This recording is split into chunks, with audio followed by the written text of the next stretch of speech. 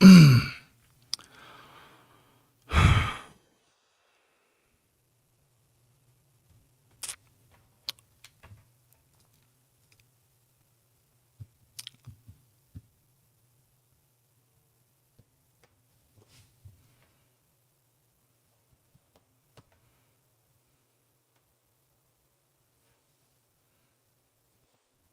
you see me? Can you hear me?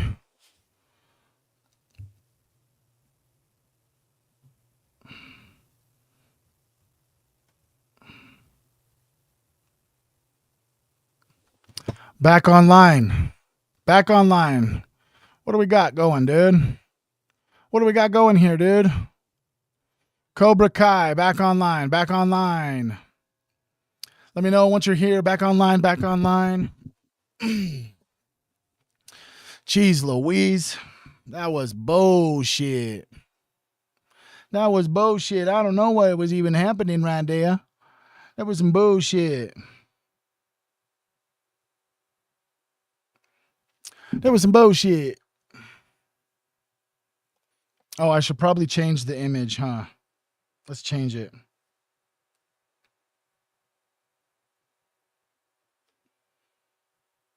Can you alter and change this image to have it say part 2, part 2?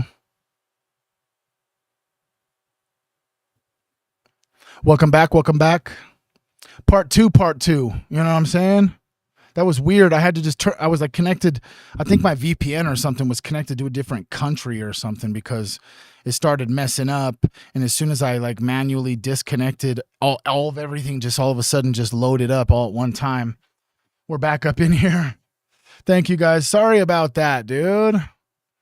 Trippy Panda Mama, what's up? Sorry about that. Let me just freaking, I'm the thumbnail for YouTube. I'm really weird in particular. I got to put a different one on there to make it so people can know that it's different. So I'm just AI altering my image that I used. It took me a while to create, but you know what I'm saying? So what's up? What's up? What's up? Who's here? I did get everything back up online, dude. Kind of sucked for a second, bro. I'm kind of bugged out a little, if I'm being honest with you. Nobody likes weird things, but you know, the water flows just where it flows. You know what I'm saying? We just got to take it for how it is and just can't get too upset about it. It just is what it is. It's out of my control. Let me come up back over here to the live part and go like this and edit it and put this new image that says part 2 on it. Save so everybody can know.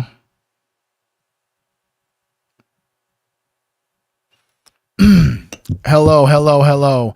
Melissa, Anna Ray is back. What's up? We're in here. Let me go ahead and just share this video. Put it out again because the shit messed up, dude. Dang it, bro. This is live, Phoenix Heart. Yeah, I was just live a second ago and started having technical difficulties. And all of a sudden, everything I was doing was just stopped working, except for the stream.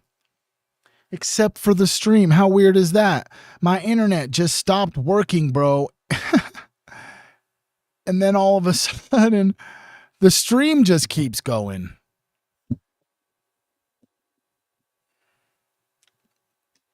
Yeah, patience and just acknowledging and trying to remain in the present moment at all times and just acknowledge things are going to go the way that they go and just not react, just observe, you know.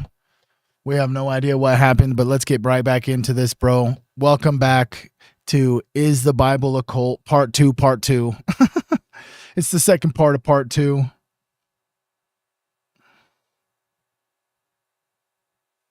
You guys ready for this? Can we just get some Team Humans in the chat since we got another freaking algorithm to fight against? This information they don't want us talking about, bro. So every comment you put in the algorithm helps push the video so more people can see it. What's up, Kyle? What's up, Phoenix Heart? What's good, Melissa? What's good, Trippy Panda? C. Dean. Cobra. What's up, Tara Walton's back up over in here. If y'all, like I said, could just drop some Team Humans in the chat, help the algorithm back out. I appreciate y'all so much. Thank you guys for coming back up in here. Thanks a lot. Let's get right back into this. We were talking about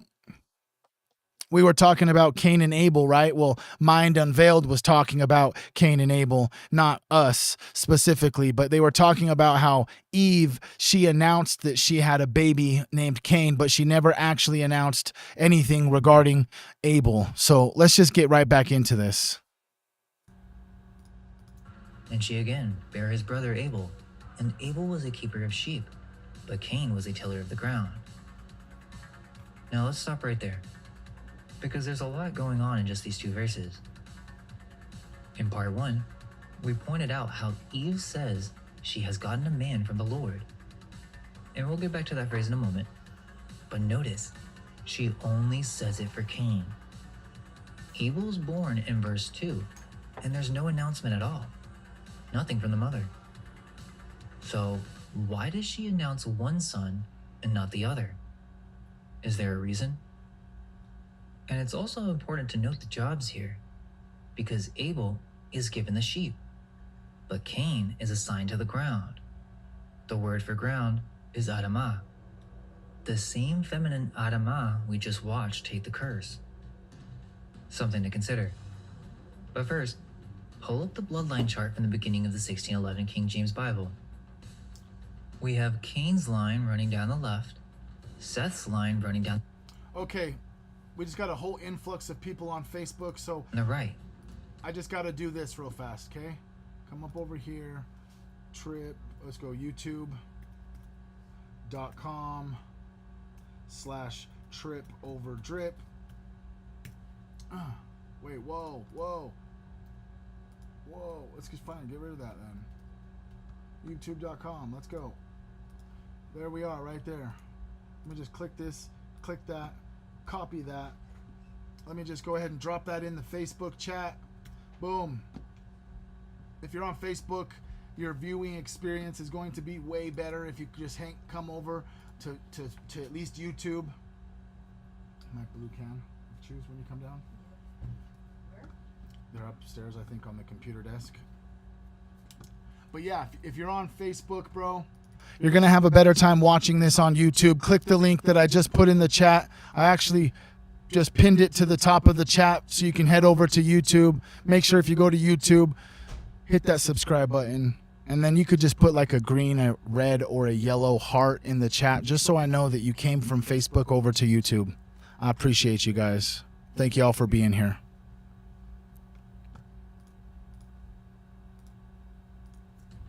Now, we can actually put this to use here. Everyone mentioned in the next few chapters are on this chart, and it really does help with understanding everything going on. Okay, but now back to verse 1, because there are words hiding in it. Start with new. That is yada, the character. What's up, Sammy? Thank you for being here. Let's go. Verb from the garden. The same root sitting inside the tree of knowledge of good and evil. We talked about this in part 1. It's multi-layered. What's up, Dustin? Thanks for coming over to YouTube, bro. To know a person in the body, to know a thing by experience, and to be initiated. It's doing... We're going to have to run this back one time. 3 jobs in one. Layer to verify to put... Let's just run it back just a little bit because we had a little mishap, okay? Let's just run this back. Eve says she has gotten a man from the Lord. And we'll get back to that phrase in a moment. But notice, she only says it for Cain. Abel's born in verse 2, and there's no announcement at all. Nothing from the mother. So why does she announce one son and not the other? Is there a reason? And it's also important to note the jobs here, because Abel is given the sheep, but Cain is assigned to the ground. The word for ground is Adamah, the same feminine Adamah we just watched take the curse. Something to consider. But first, pull up the bloodline chart from the beginning of the 1611 King James Bible. We have Cain's line running down the left, Seth's line running down the right. Now, We can actually put this to use here. Everyone mentioned in the next few chapters are on this chart, and it really does help. Dang, Sammy came over to YouTube as well. What's up, Sammy? Thank you for going on all platforms, bro. If you guys are here, I just want to say I love you guys, for real. Especially, it just makes me feel like, I don't know, the reason I kind of got upset a little bit about the technical difficulty, bro, is because I felt like we were on a roll, bro. I felt like, dude, there was like 12 people up over on Facebook. There was like 12 people on YouTube, a whole gang of people up over on Kick. There's people in Twitch. And I felt just like, dang, man, I was really on a roll, etc., etc. And then all of a sudden, fucking the technical difficulties. And maybe now I just, you know, there was a little bit of anxiety and irritation because I'm like, dang, bruh, it's not plausible that all those people are going to come back. You know what I mean? Like, it's not plausible that everybody's going to come back because everything's shut down, bro. So I was just kind of bugged out because there was a whole bunch of people up in here. Like, collectively, I think between all 4 platforms, this is like one of the biggest live groups I'd ever had, bro. So I was kind of just bugged out. Just being honest. I love you guys. It's 11:11 right now, actually, where I'm at. So let's just see right here. It's 11:11. Can you please provide me the content? Could you let me know what you'd like me to do? Yeah. Can you please provide me with the information regarding the angel number 1111? Sure. According to several sources, people who believe in angel numbers see 1111 as a powerful symbol. It's generally associated with new beginnings, potential, and the start of a new era that could lead to growth or enlightenment. Many interpret it as a sign that you're in alignment with your path, protected, and that it's a good time to manifest your dreams. Some even treat seeing 1111 on the clock as a special moment for making a wish, believing those seconds are a powerful portal for positive thoughts. Overall, believers view 1111 as a positive sign for love, career, and spiritual growth. Basically, it's just like divine timing. Thank y'all for being here. Thanks. I apologize about all that. Damn, dude.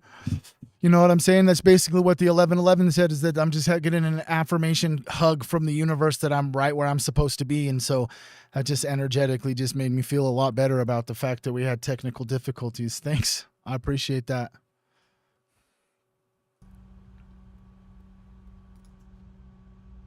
Help with understanding everything going on.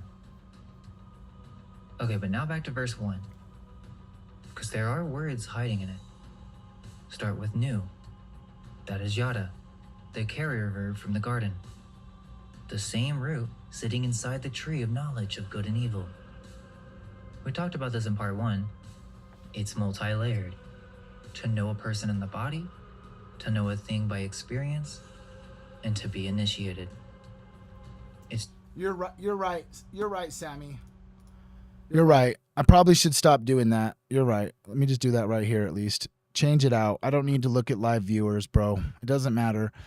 I got rid of the live viewers. Thank you for the reminder, Sammy, because I don't really need to focus on how many views I have. I guess it's hard as a content creator to these numbers and stuff, like fucking, I hate to say it. I'll say it, bro. So sometimes these numbers have influence over my emotions, bro. You know what I'm saying? So thank you for reminding me. I'm not going to call out the lurkers because some people are just sometimes not even in the mood to talk. You know what I'm saying? So I just appreciate y'all for being here.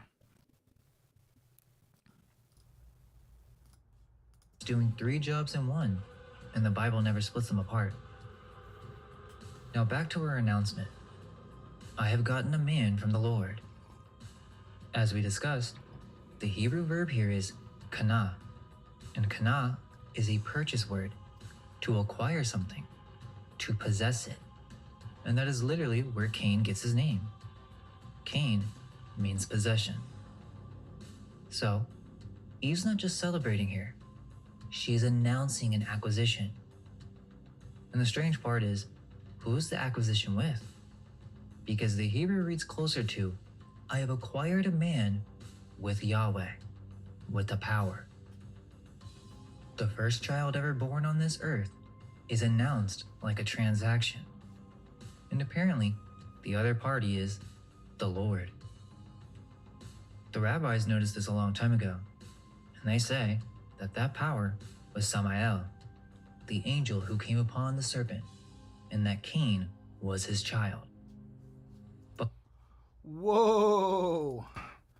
You're telling me right now, dude, that freaking Abel or Cain wasn't Adam's son?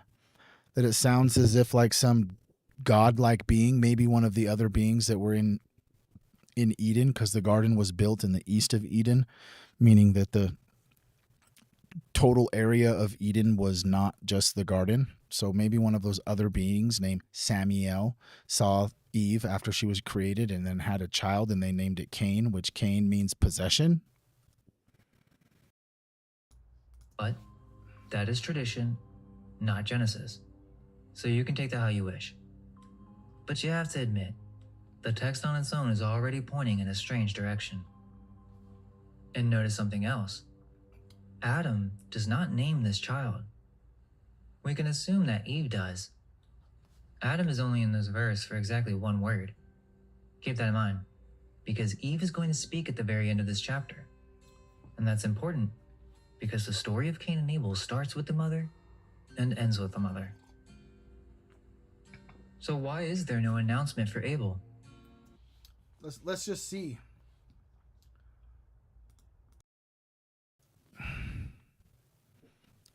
In regards to the Bible, who is Samael?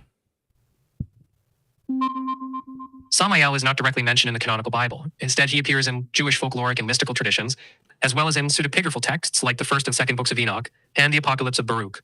In these traditions, Samael is often identified as the true name of Satan, the king of demons, the angel of death, and the archenemy of the archangel Michael. He's associated with acts of temptation, destruction, and rebellion against God, including the temptation of Eve and other events in Jewish lore. These stories portray him as a complex figure who embodies both the execution of divine judgment and the role of adversary. Oh, okay. I see. Eve had a baby with Satan. What the fuck? Abel enters in 4 words, attached to his brother, and the verse moves on. Well, the answer is hiding in his name. Abel, in Hebrew, is Hevel, and Hevel means breath, vapor. And if you want to see how the Bible itself uses this word, go to Ecclesiastes. Vanity of vanities, all is vanity. That famous line, the word for vanity there is Hevel, Havel, Havalim. He's saying all is Hevel. Everything passes away like a breath, like Abel. Now notice something about Abel in the story that most people never catch. He never speaks. Go check. There's not one recorded word from Abel in the entire Bible. The man named Breath never gets to use his. So one... Isn't that crazy to think about? Just that in itself. It's kind of insane to think about the fact that there is not any quoted or written text of anything Abel ever said. He's supposedly like the fuck. They're like, these are like the first humans, bro.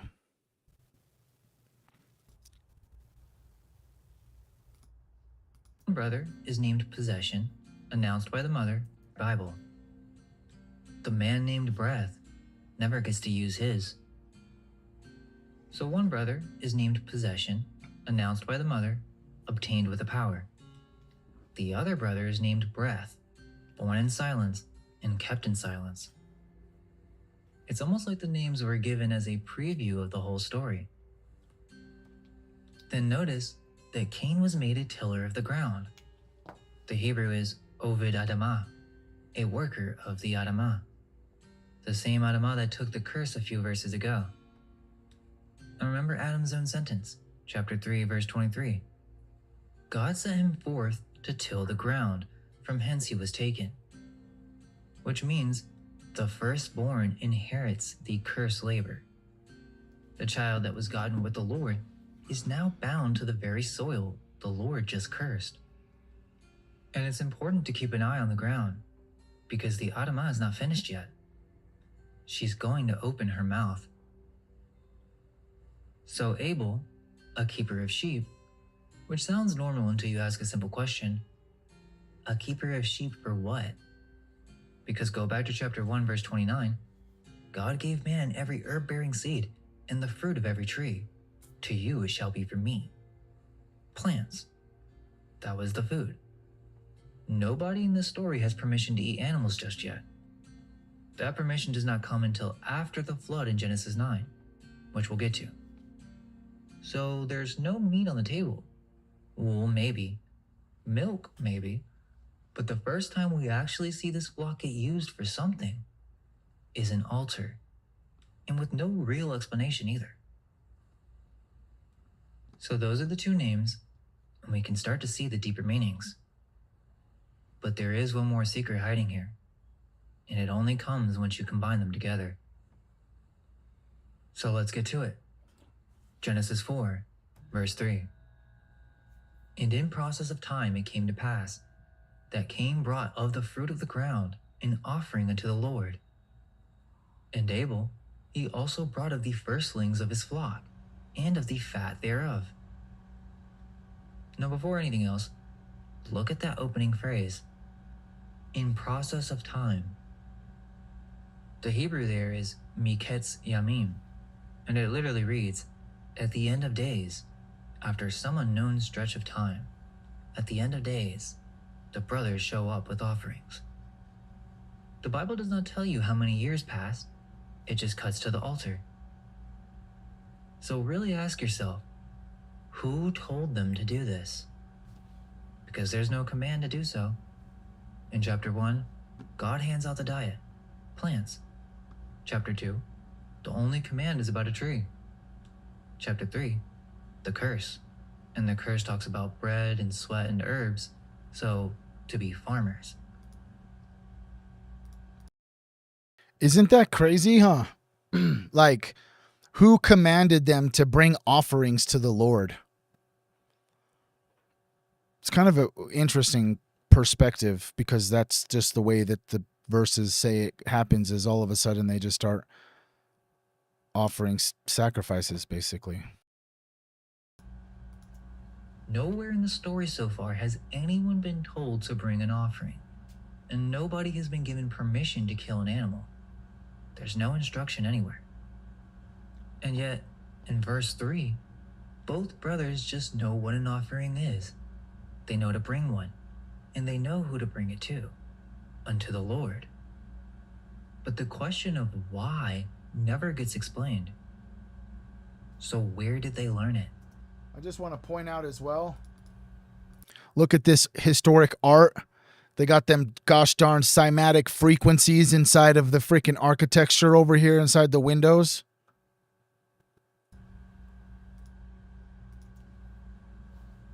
Well, think back to the coats of skins.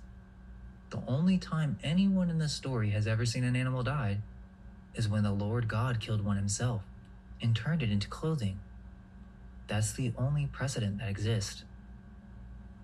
And notice what each brother brings. Yep, I'm back, babe. I'm back. Back in black. Cain brings the fruit of the ground, the Adamah.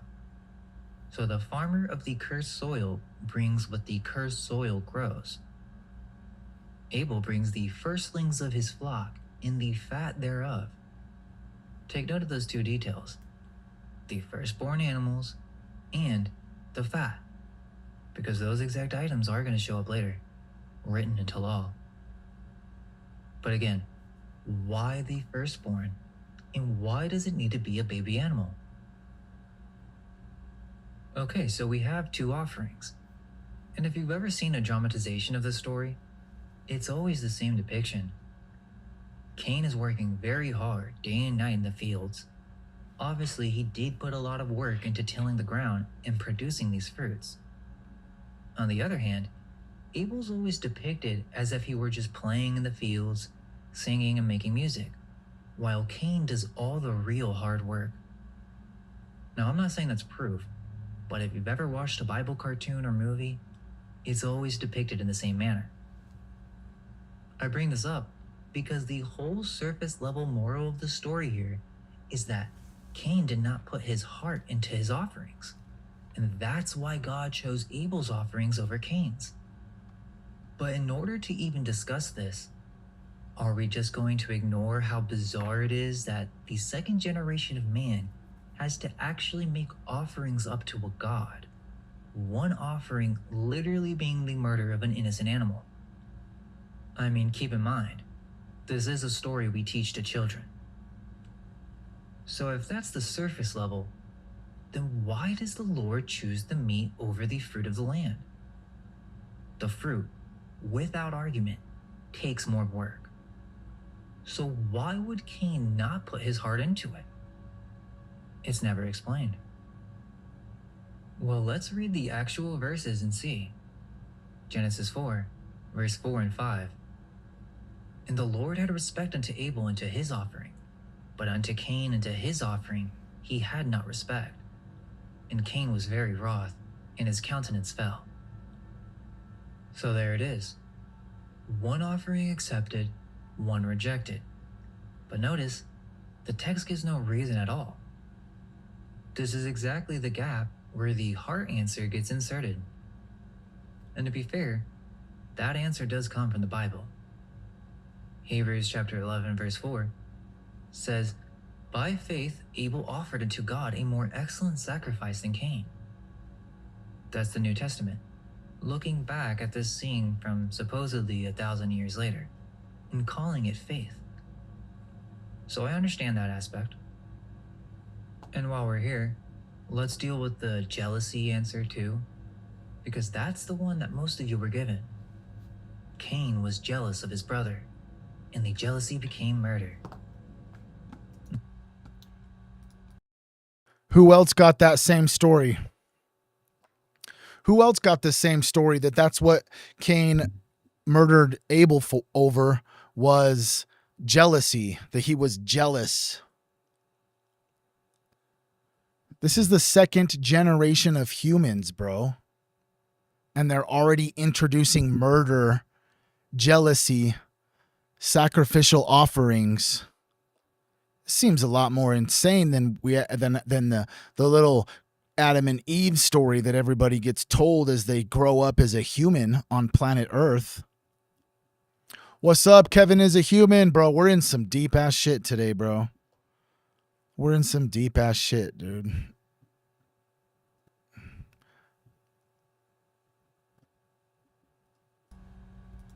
Now, I'm not going to fight it. It's in the text. Cain was very wroth, and his countenance fell. And the New Testament doubles down on it too. 1 John 3:12. Cain slew his brother because his own works were evil, and his brother's righteous. So yes, you can argue the jealousy is real. And when we get to the field, that the jealousy is the motive. But notice what the jealousy answer actually explains. It explains the murder. It does not explain the rejection. The jealousy only shows up after the Lord refuses Cain's offering. It is Cain's response to the preference, not the reason for the preference.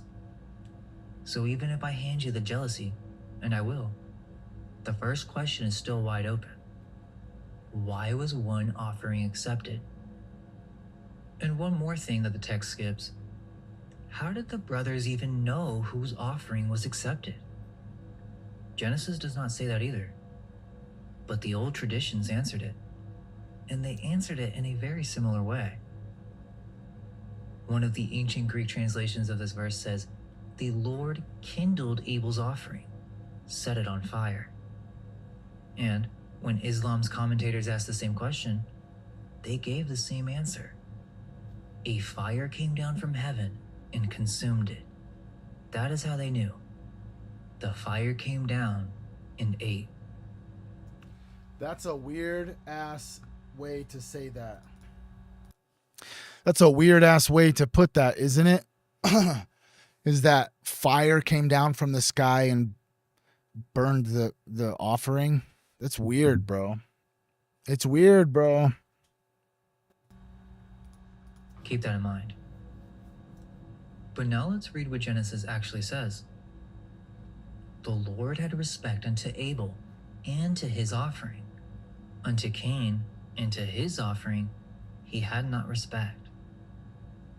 The offering is in the sentence, both times, and the text goes out of its way to tell you the respect landed on the man in the thing he brought. If this was only about the heart, the offerings did not need to be mentioned at all. But they are, twice. And think about what each brother could even bring. Cain was assigned to the ground, so he brings what the ground gives, produce. Abel keeps the flock, so he brings meat and fat. Each brother brought his own harvest, and the Lord had respect unto the one with the blood and the fat. So now it's going to get a little bit uncomfortable. On the face of the text, the preference follows the menu. That fat is not a small detail, because later, when the law finally arrives in Leviticus, the fat is the one portion reserved for the Lord. All that fat is the Lord's. That's Leviticus chapter 3:16.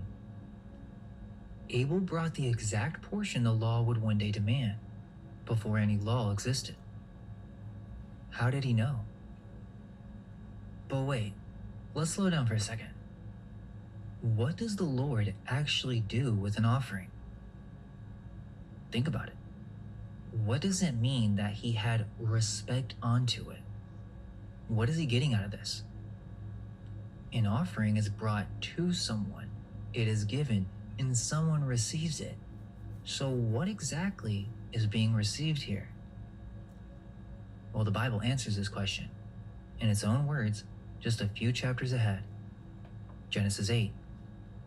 Noah steps off the ark, builds an altar, and offers burnt offerings. And verse 21 says, "And the Lord smelled a sweet savor, and the Lord said in his heart, I will not again curse the ground." Wait, the Lord smelled the offering? And the smell is what changes his mind. So God enjoys the smell of a young animal being sacrificed. Are we not allowed to ask questions here? Yeah. Like, for real, right? Isn't that fucking weird, bro? How many of you have now resonates with you how many times they talk about this, that the Lord likes the smell of their offerings, bro? It's insane, dude. It's kind of insane, bro. If I'm being honest with you, it's kind of insane. Kind of insane. Who is the Lord, right? Smell the glove. Weird. And notice what he decides. I will not again curse the ground. The Adamah. The smell of burning flesh is what softens the curse on the mother ground. Take note of that connection. Now, Is the smell the glove reference from the Sandlot?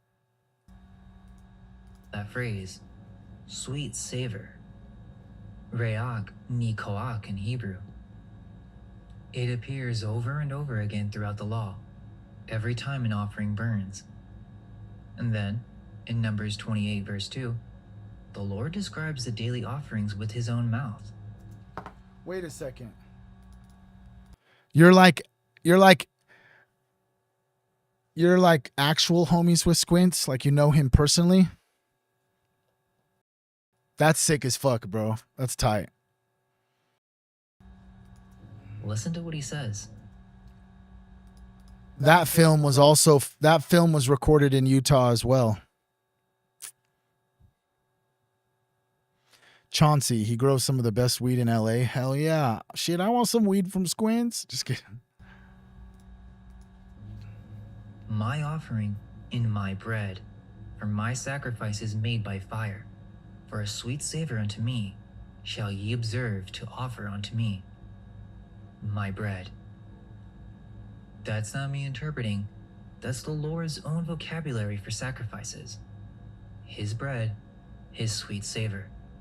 And the temple would later run this twice a day, every single day, morning and evening, like a schedule. Like meal times.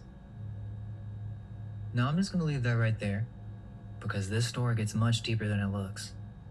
and we will open it properly later in this video. But remember the question from the beginning. It sounded insane at first, right?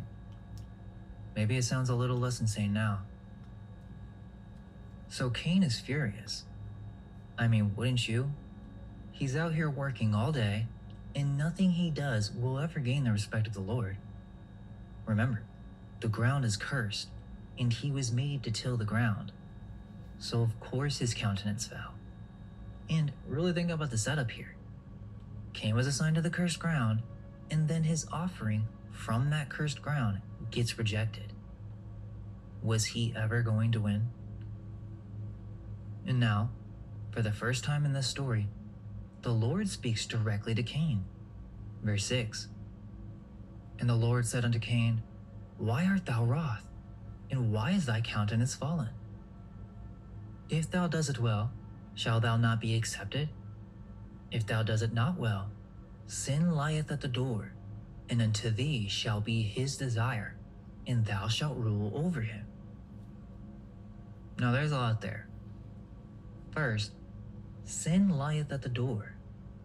That word, lieth, in Hebrew, it is rovetz. And rovetz is not the word for something lying around. It's a word for an animal crouching, the way a lion crouches.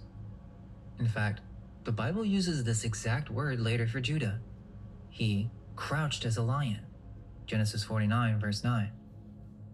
And interestingly, scholars have pointed out that in Akkadian, there is a being called Rabitsu, a demon known for crouching at doorways and thresholds. So, the English gives you the idea. Sin lying at a door. But the Hebrew is describing something closer to a crouching creature. Sin is depicted as a being waiting at a threshold, and the Lord talks about it like he has desires.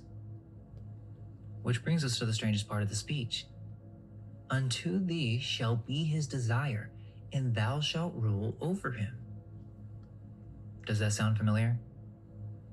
Go back to the sentence on Eve, chapter 3, verse 16. Thy desire shall be to thy husband, and he shall rule over thee. Desire, teshukah. Rule, mashal. The same two Hebrew words in the same structure. The sentence spoken over the woman is now spoken over sin, and Cain is placed in the position of the husband. Sin desires. Cain must rule. The Bible is using its marriage formula on a crouching entity at a door. Now, what do we make of that? The woman under the man, sin under Cain. Whatever that crouching thing at the door is, Cain was just handed authority over it. And there's another strange detail. In the Greek Old Testament, the Septuagint, verse 7 reads completely different. It says, If thou offerest rightly, but dividest not rightly, hast thou not sinned? Dividest, as in cutting portions. In the Greek Bible, Cain's problem is not his heart. His problem is that he did not divide the offering correctly, like there was a procedure, a right way to cut. Which would mean the oldest tradition of the story understood the offering as a ritual with rules that Cain broke. Rules that, once again, nobody in the text was ever given. And how does Cain respond to all of this? He doesn't. The next time Cain speaks, he's talking to his brother in a field. Genesis 4, verse 8. And Cain talked with Abel his brother. And it came to pass, when they were in the field, that Cain rose up against Abel his brother, and slew him. Okay, remember, it's all about order. Cain is given rule over sin in verse 7. Then, the very next verse, out of nowhere, Cain talked with Abel his brother. Alright, but what did he say? In the Hebrew, the verb is vayomer, meaning, and he said. Everywhere else in the Bible, that verb introduces a quote. Somebody says something. But here, nothing follows. Cain said to Abel his brother. And then the sentence just ends. The most famous murder in the Bible happens right after Cain says something to Abel. And it gets more interesting, because other ancient versions of the Bible have the missing words. The Samaritan Pentateuch has them, the Septuagint has them, and the Old Syriac has them. So does the Latin Vulgate. They all read some version of, "Let us go out into the field." So the oldest texts preserve the line that the Hebrew text lost or dropped. Cain tells Abel to go out onto the field with him. In the Targum, the old Aramaic translation of the Torah, actually writes in the whole argument. Listen to what Cain says. "I perceive the world was created in goodness, but it is not governed according to the fruit of good works. For there is respect to persons in judgment. Therefore it is that thy offering was accepted, and mine not accepted with goodwill. There is respect to persons in judgment." That is the first murderer's grievance in the tradition's own fill. The judge played favorites, and it goes further. The Targum's Cain says there is neither judgment nor judge, nor another world, and Abel argues back that there is. And the text says, because of these words, they had contention upon the face of the field. So even when the tradition patched the hole, it patched it with an argument about the acceptance. Nobody could imagine them fighting over anything else. Well, almost nobody. Genesis Rabbah records one other guess. A school that taught the brothers were fighting over whose land the temple would one day be built on. The first murder over the deed to the future house of sacrifice. What? That's insane, bro. That's insane, bro. The first murder in the Bible was actually over who was going to own the land for the temple that would be built to sacrifice things to God. Whoa, holy shit, bro. Oh. What if the entire Bible is actually fully allegorical? Now, this isn't new concept, but what if the crucifixion wasn't a man named Jesus, but actually it was the sacrifice of ego, and that all people who crucified him stand for the collective ego of the human race? I think there's symbology and allegorical layers to every aspect of all things, actually, as we're coming to find out from this alternative perspective of the Bible. There's lots of information here that's different. It's all in allegories, and they use symbolism and gematria. But I got to go to the bathroom. I've been drinking too much coffee. So we're going to head back over to freaking Base Forge.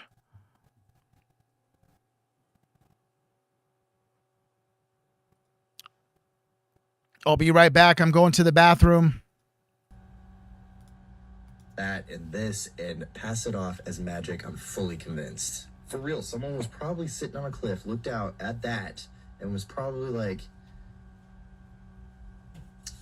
that's all it is. That's all it is. It's just waves. I'm now a wizard.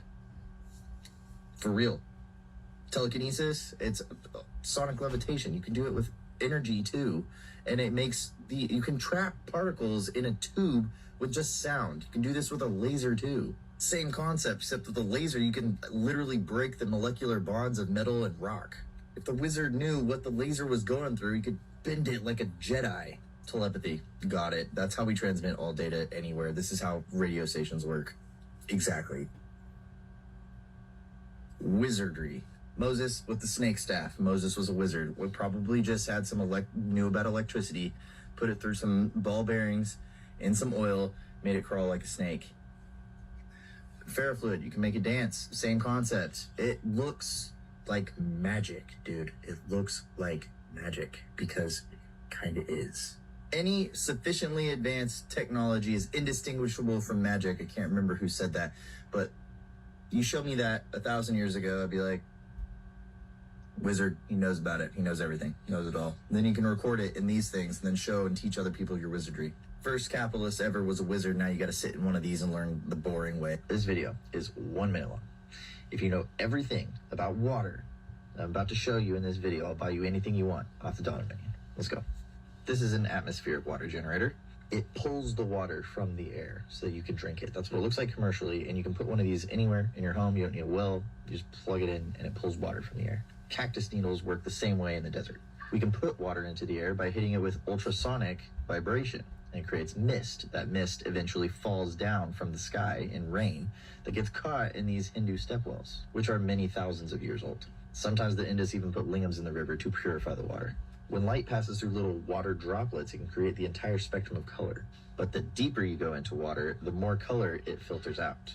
In some parts of the world, they put these poles in the ground, and water condenses along those poles and freezes at high altitude. They do this to store water for droughts or for farming, irrigation, or just to cool off. Some places are even reviving deserts this way. There's a similar phenomenon underwater called a brinacle, and it can freeze these poor little starfish right in their tracks. The currents under the water make it look like an ice tornado. Water responds to frequency. Frequency bends moving water into crazy shapes, but standing water can organize different materials within it. It's a relatively new field of study called cymatics. It is unveiling the interaction between frequency and matter and relating that in terms of geometry. You can see this in frozen cymatics. Now, Veda Austin's work is probably my favorite thing in this whole video. Exposing an image to some water in a glass petri dish and then partially freezing that water will cause the water to mimic the image. Water is amazing, and you are water, so you're amazing. This kind of shocked me. Water has this tendency to mirror whatever it's exposed to in its liquid crystal state. So if you show it an image and then you put it in the freezer, right before it completely solidifies, it will reflect back to you the image that you showed it. Initially, I thought this was probably a Jesus in the toast phenomenon, but clearly we have a ton of examples of this working. This is deep. Different types of water freeze differently. Water from a spring looks different than rainwater. Filtered water looks like it went through the filter, and tap water looks... This is wild. This is a singing bowl. Left image was before the singing bowl. Right image after that. They look the same. Left image, spring water looking natural like a leaf. Right image, microwave water. So I left something out of this image. This is what the water looked like when it was frozen. The water was not exposed to that image or the one over there, though. It was only exposed to Veda's thoughts. She was literally just thinking of a medieval helmet. So what exactly is going on here? We kind of don't understand, really. We do know that water reflects frequency at an extreme level. You can see harmonics and water droplets. You can see rainbows and the entire visible light spectrum through a water droplet. In a way, it's kind of a window into the unseen. Even the forces of nature and their respective patterns geometrically can be seen when we look at things like vortexes. And I've seen a lot of cymatics and a lot of interesting frozen frequencies, but if you want to explore all of this, Veda has a brand new book. She was kind enough to send it to me. It's literally... Cymatics are crazy, bro. Is anybody else up in here obsessed with that type of stuff? Cymatics and frequency and all that stuff?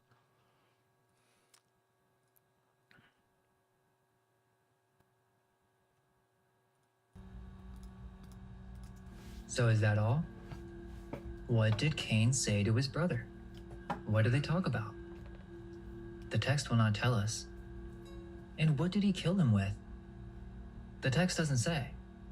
But one late tradition, the Book of Jasher, says Cain grabbed the iron part of his plowing instrument, the farmer's tool. Another tradition says it was a stone, and the Targum even tells you where it landed. Cain drave a stone into his forehead. Keep that spot in mind. And the painters, interestingly, had their own tradition. In medieval and Renaissance art, Cain swings the jawbone of an ass. It's right there on the Ghent altarpiece, one of the most famous paintings in Europe. Art historians trace this weapon all the way back to 7th century England, and it happens to be Samson's weapon. The jawbone that slew 1,000 men in the Book of Judges. Shakespeare knew the tradition too.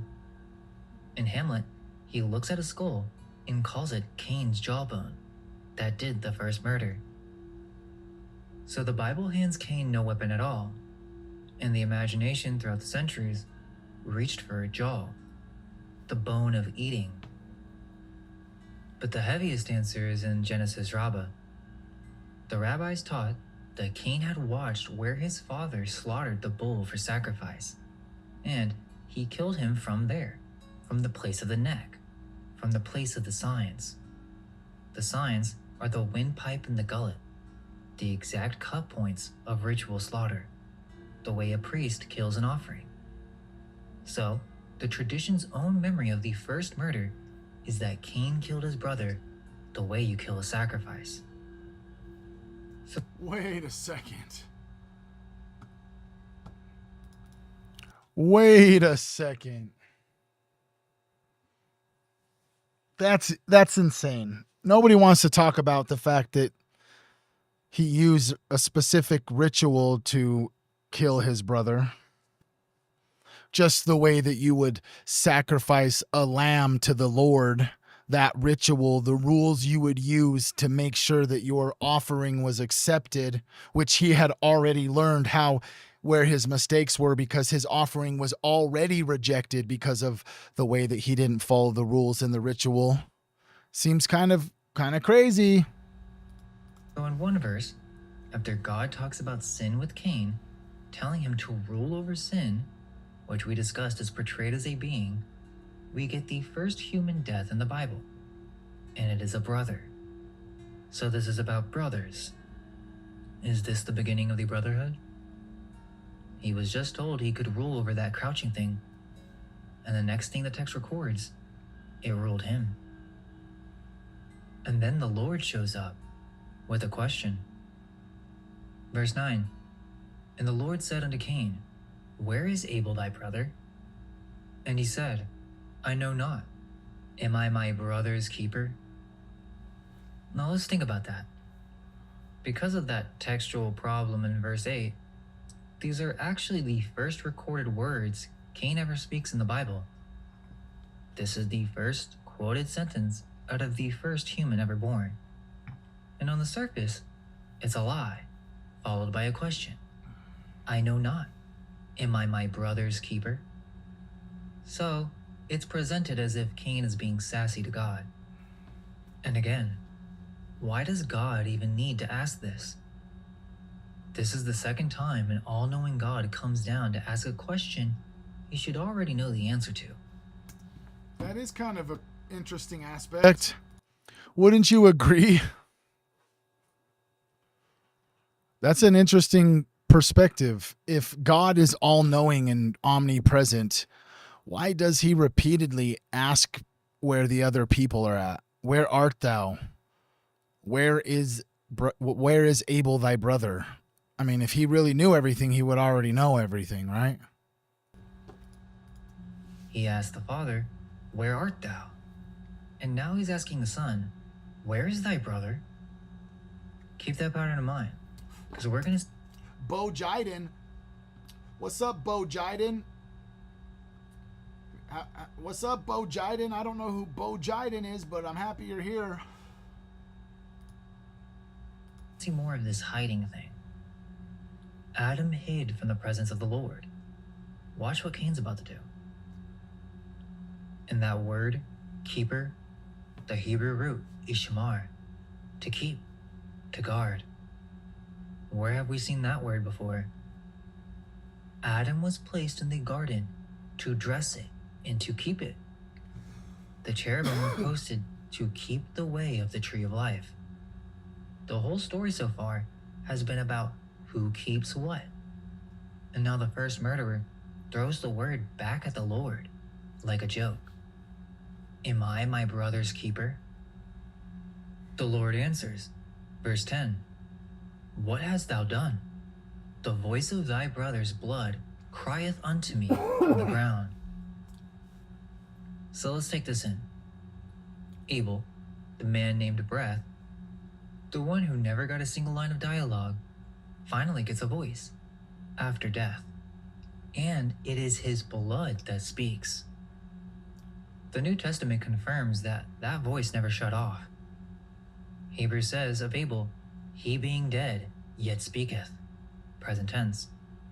And then it grades the blood of Jesus against it, the blood of sprinkling, that speaketh better things than that of Abel. So there are two bloods, and both of them speak. And in the Hebrew, there's a detail that the English hides. The word deme, bloods, plural. The voice of thy brother's bloods. The rabbis noticed this a long time ago, and their answer is recorded in the Mishnah. It means his blood and the blood of all the descendants that would have come from him. When Cain killed one man, he killed every generation inside that man. What?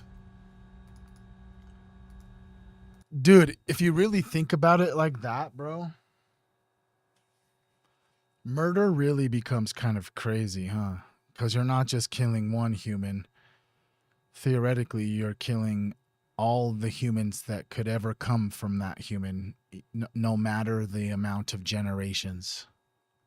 It's kind of wild to think about, bro. But the rabbis don't stop there. That same passage of the Mishnah builds a law What's up, Ray Ray? What's good? on this plural. Whoever destroys a single soul, it is as if he destroyed an entire world. And whoever saves a single soul, it is as if he has saved an entire world. That line is from Schindler's List. It comes from right here, from the plural bloods of Abel. And it goes further. The Quran tells this exact story. The two sons of Adam, the accepted offering, the murder.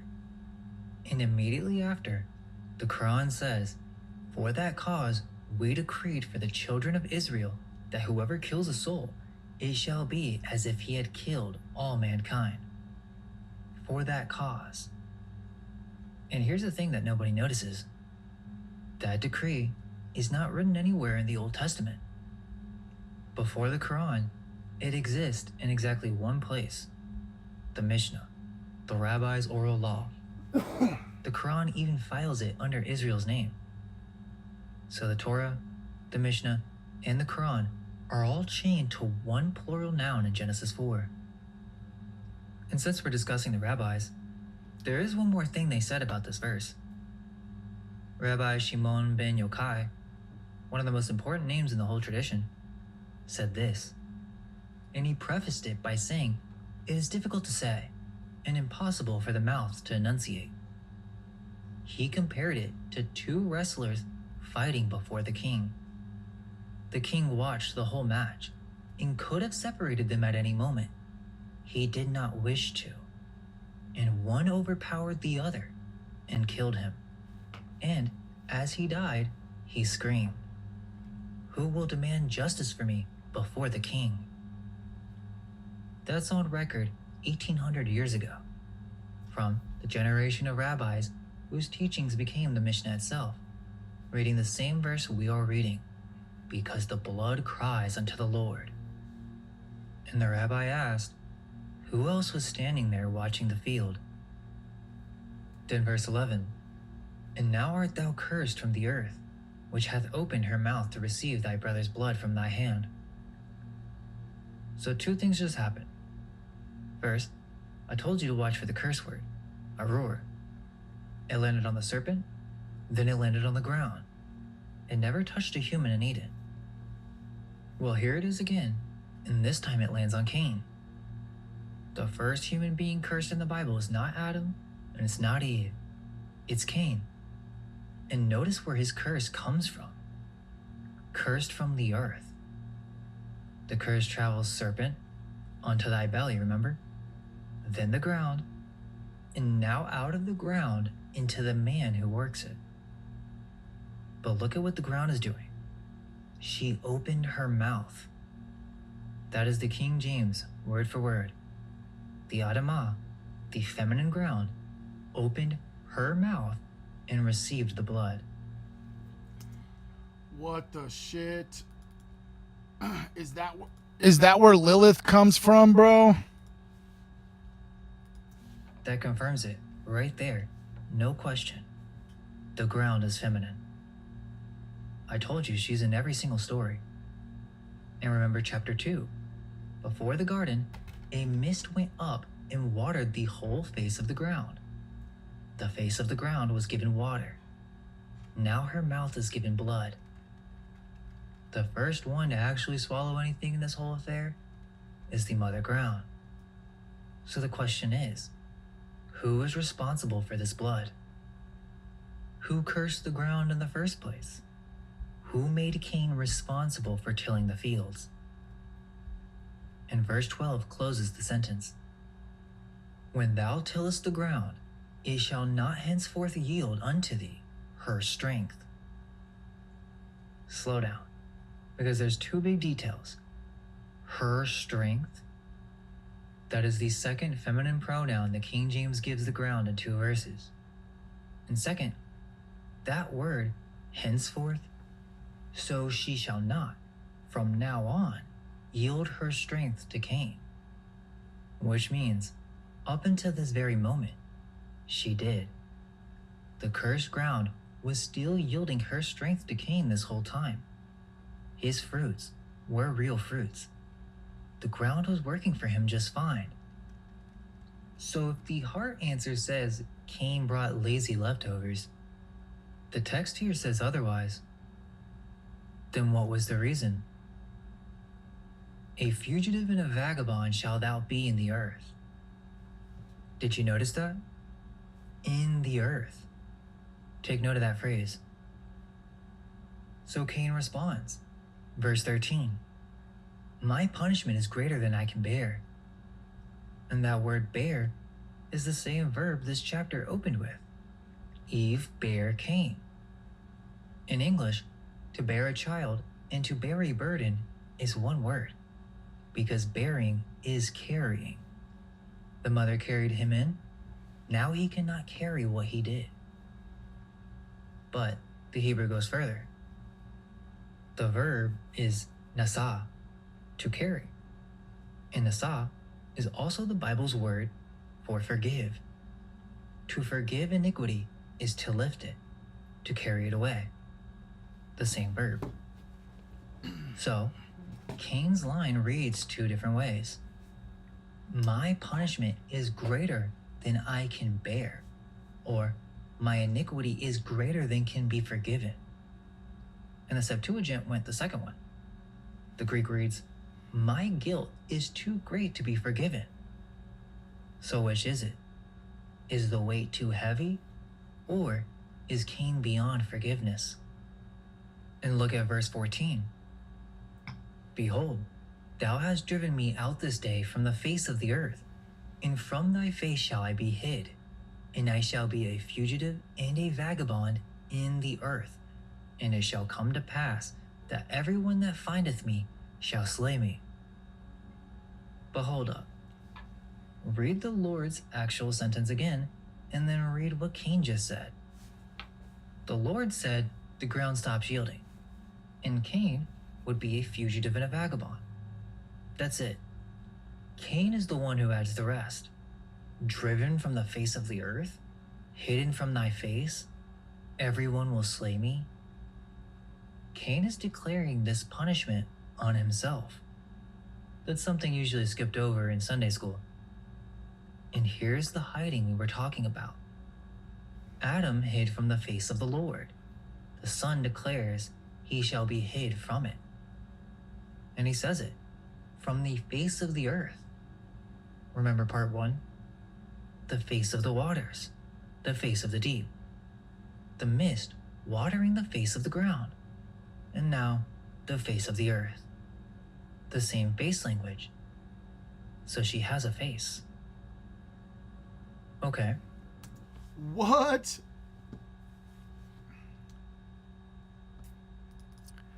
She has a face, bro. That's kind of crazy. Mother Earth, or it's Lilith, or Eve. I'm not quite sure yet, but she does have a face. I got a face. Do you got a face? But what's with this fugitive stuff? A vagabond? How does this make any sense if civilization hasn't even started? Well, count the people in the story so far. Adam, Eve, Cain. Yeah, we're going to do some breathing after this. Now Abel is dead. According to the story so far, that is the entire human race. If that's not true, we can conclude the Bible is not telling us everything, confirming the need to decode and find more in the first place. So, who exactly is Cain afraid of running into out there? Everyone that findeth me shall slay me. Everyone who? Who is out there in the wilderness looking for him? The text doesn't explain. Cain talks like the world outside is already populated. And it's going to get even stranger in a few verses because Cain's about to find a wife somehow. Verse 15. And the Lord said unto him, Therefore, whosoever slayeth Cain, vengeance shall be taken on him sevenfold. Why the 7? Well, if you watched part 1, you may have a clue. And the Lord set a mark upon Cain, lest any finding him should kill him. Okay, so logically, none of this makes any sense if you're reading the surface level version. First, God did not respect Cain because he didn't put his heart into it. He didn't have faith. Okay, so this upsets Cain, his countenance fell, and then he murders his brother. Then God says, now you were cursed. Cain makes his own punishment. Apparently God agrees with him and then curses anyone who decides to slay Cain, that vengeance shall come on him sevenfold. From who? When you put it like that, it just seems weird. Like, what in the actual fuck? What in the actual fuck is the message here? Like, what is actually being said? Because when he puts it like that, bro, it just seems so, there's so many gaps. There's so much information that's assumed but not given. You know what I mean? I don't know. If y'all have been here for watching this with me today, bro, my mind's blown, bro. I'm seeing this story that all of us grew up on. Everybody kind of just grows up on the story of at least Adam and Eve, right? Unless you like actually believe in evolution and that we evolved from monkeys. I don't think we evolved from monkeys. I don't know what I believe. The information's out there. You can believe whatever you believe. If we evolved from monkeys, if we were hybridized, genetically modified by the Anunnaki, we were created by a god. That's for you to decide, not for me. But this is heavy shit. This is insane. To think about this stuff, bro, that potentially that the situation between Cain and Abel was actually like a gladiator fight that was in front of the emperor who just likes to see people kill each other. Which is weird to think about because this is like only the second generation of humans. Weird, huh? Seems sus, bro. We can assume the Lord will act out this vengeance. Then to make sure everyone knows this, who is this everyone? The text doesn't say. But then God puts a mark on Cain. That's very true, Pretty Ricky. I said this the other day. Is that, okay, there's different species of monkey, different species of apes, right? If we were one that evolved from monkeys and apes, then we would think that some of those monkeys would be like halfway to where we were, you know, like kind of sentient with like cave art and grunting, you know what I mean? Like there would be like half monkey, half human type things, you know? Because if we've evolved as far as we have to come from where we are, I mean, just modernized humans have been around for, I mean, at least 300,000 years, maybe longer. It depends on what you think of. But none of the other species of apes evolved in the trajectory that humans did in any capacity. I don't know. In many of the recreations of this event in media, the mark is put on his forehead specifically. So what was the mark? The Bible doesn't say. Another blank. and by now you know what happens with the blanks. The traditions fill them in. The rabbis in Pirkei de Rabbi Eliezer say the Lord took one of the 22 letters of the alphabet and set it on Cain's arm. Genesis Rabbah says a horn grew out of him, and even records one opinion that the Lord gave Cain a dog to walk ahead of him. And the Septuagint translates fugitive and vagabond as groaning and trembling. So in the Greek Bible, the mark became Cain's own shaking. But here's what we can gather from the text. The word for mark in Hebrew is ot, and ot means a sign. We will see this throughout the book. The rainbow after the flood is called an ot. So is circumcision. So is the Sabbath. And the suspicious part, the blood of the Passover lamb painted on the doorpost in Egypt so that the destroyer would pass over that house. The text calls that blood an ot, a sign on a door that tells of death to come. Sound familiar? Sin was crouching at Cain's door. Later in the Bible, blood marks the doors. And the first ot in the Bible is placed on Cain himself, telling every would-be slayer, not this one. So why the forehead? Because several paintings and movies put the mark on Cain's forehead, even though the text never says where it went.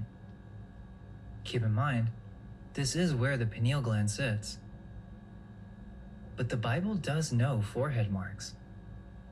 Ezekiel chapter 9, the Lord sends slayers through Jerusalem, and before they go, a man with a writer's inkhorn is told, set a mark upon the foreheads of the men that sigh and that cry for all the abominations.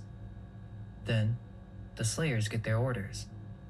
Slay utterly old and young, but come not near any man upon whom is the mark. The marked foreheads are spared. And in Ezekiel, the Hebrew actually names the mark. It is the letter Tav, the last letter of the alphabet. And in the Paleo script, the Tav was written as a cross on the forehead, deciding who lives when the destroyer walks through the city. The church fathers noticed this too. And let's not forget Revelation. So wait a second.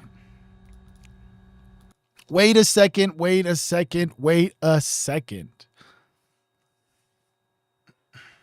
Harry Potter does have the mark. That's weird, huh? So you're telling me that this is the mark of the beast. And later in the text, it talks about the people who have the mark of the beast were the ones that weren't killed. They were the ones that saved. Yeah, this is Mind Unveiled, Rachel. You're right. We're in the Bible. It seems insane, right? The mark of the beast, which is just like what? The mark of the Lord, now that Melissa said that, you know what I mean? And then later in the story, people who have that same mark are the ones that are spared. They're not the ones killed. So they're the followers of Cain. They're the Canaanites, which then become Phoenicians and Khazarians and all that stuff.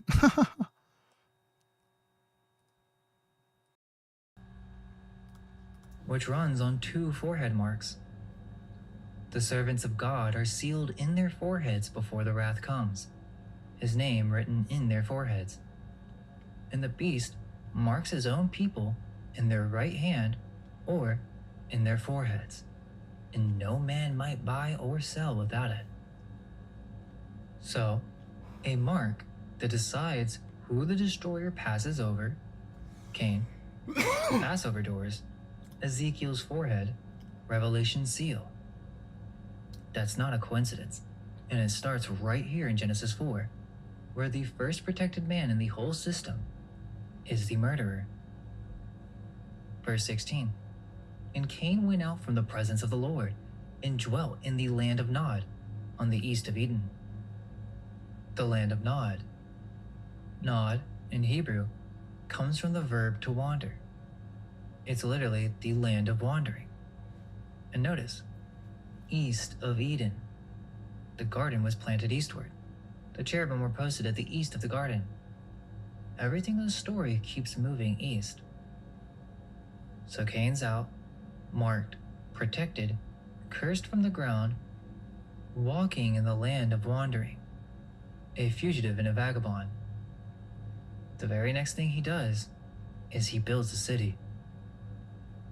So let's consider the feminine for a moment, because look at what's happened in the story so far.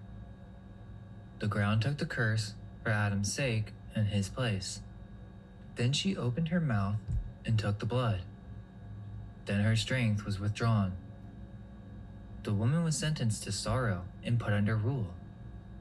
The first wife in the story got blamed, and the mother of all living got her name from the man who rules her. Everything in the story keeps happening to her.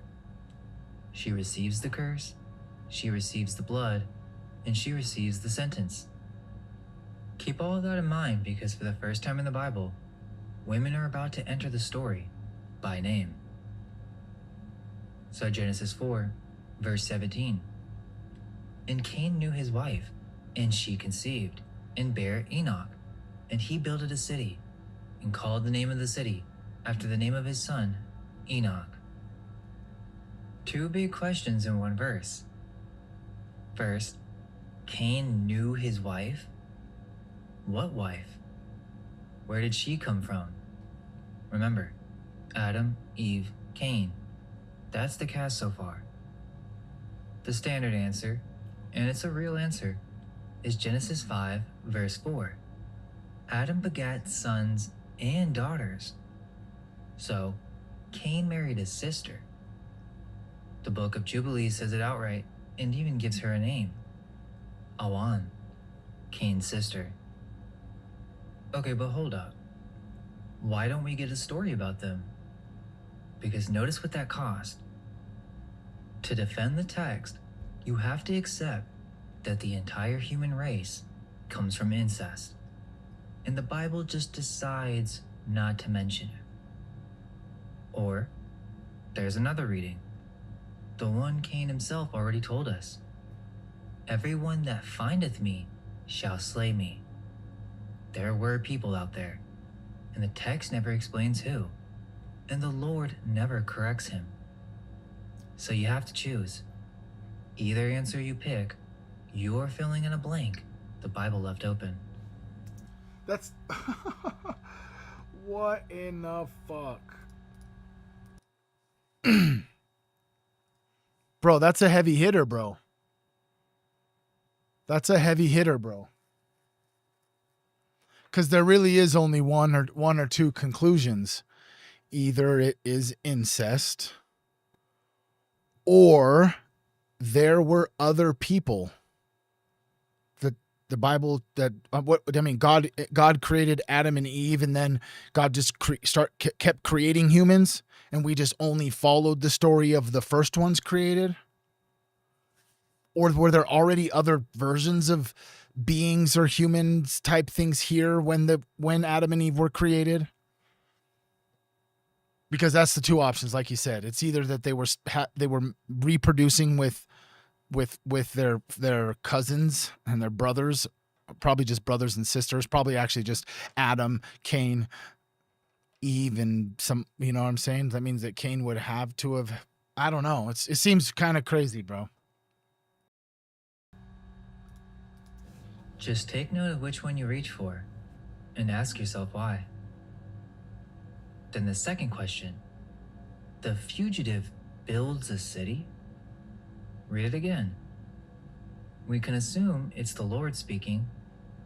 Out of nowhere, now Cain is building a city. A fugitive and a vagabond shalt thou be. That's what he said. So, what is the opposite of wandering? Settling. Walls. A city. The first city in the Bible is built by the man who was sentenced to never settle. How does that make any sense? So he gets a wife and he builds his own city, and the Lord is fine with all of this? Cain does not serve his sentence the way the text portrays it. He builds the exact thing the sentence forbids, and nothing happens to him. Then we get introduced to Enoch and the city named after him. In Hebrew, the name is Kanach, and the root of the name, Kanach, means to dedicate, to initiate. It's the same root that gives you Hanukkah, the Feast of Dedication. So the first city in the Bible carries a name that means something like dedicated, initiated, or even founded. Now keep that in mind, because we will see this on the opposite side of the family tree. So the murderer walks out of the presence of the Lord, finds a wife who should not exist, refuses his sentence, and founds the first city in history. Now let me ask you, does this story sound familiar? Because there's a story far too similar to just ignore. The founding story of Rome. Now most people know two names, Romulus and Remus, and maybe the wolf. But very few people actually have read the story. It starts with a woman. Rhea Silvia was a Vestal virgin, which meant she was sworn never to bear children.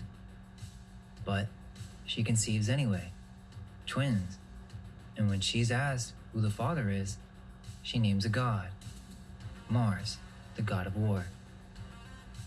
So the story opens with a forbidden birth and a mother crediting her sons to a god. Where have we heard that? I have gotten a man from the Lord.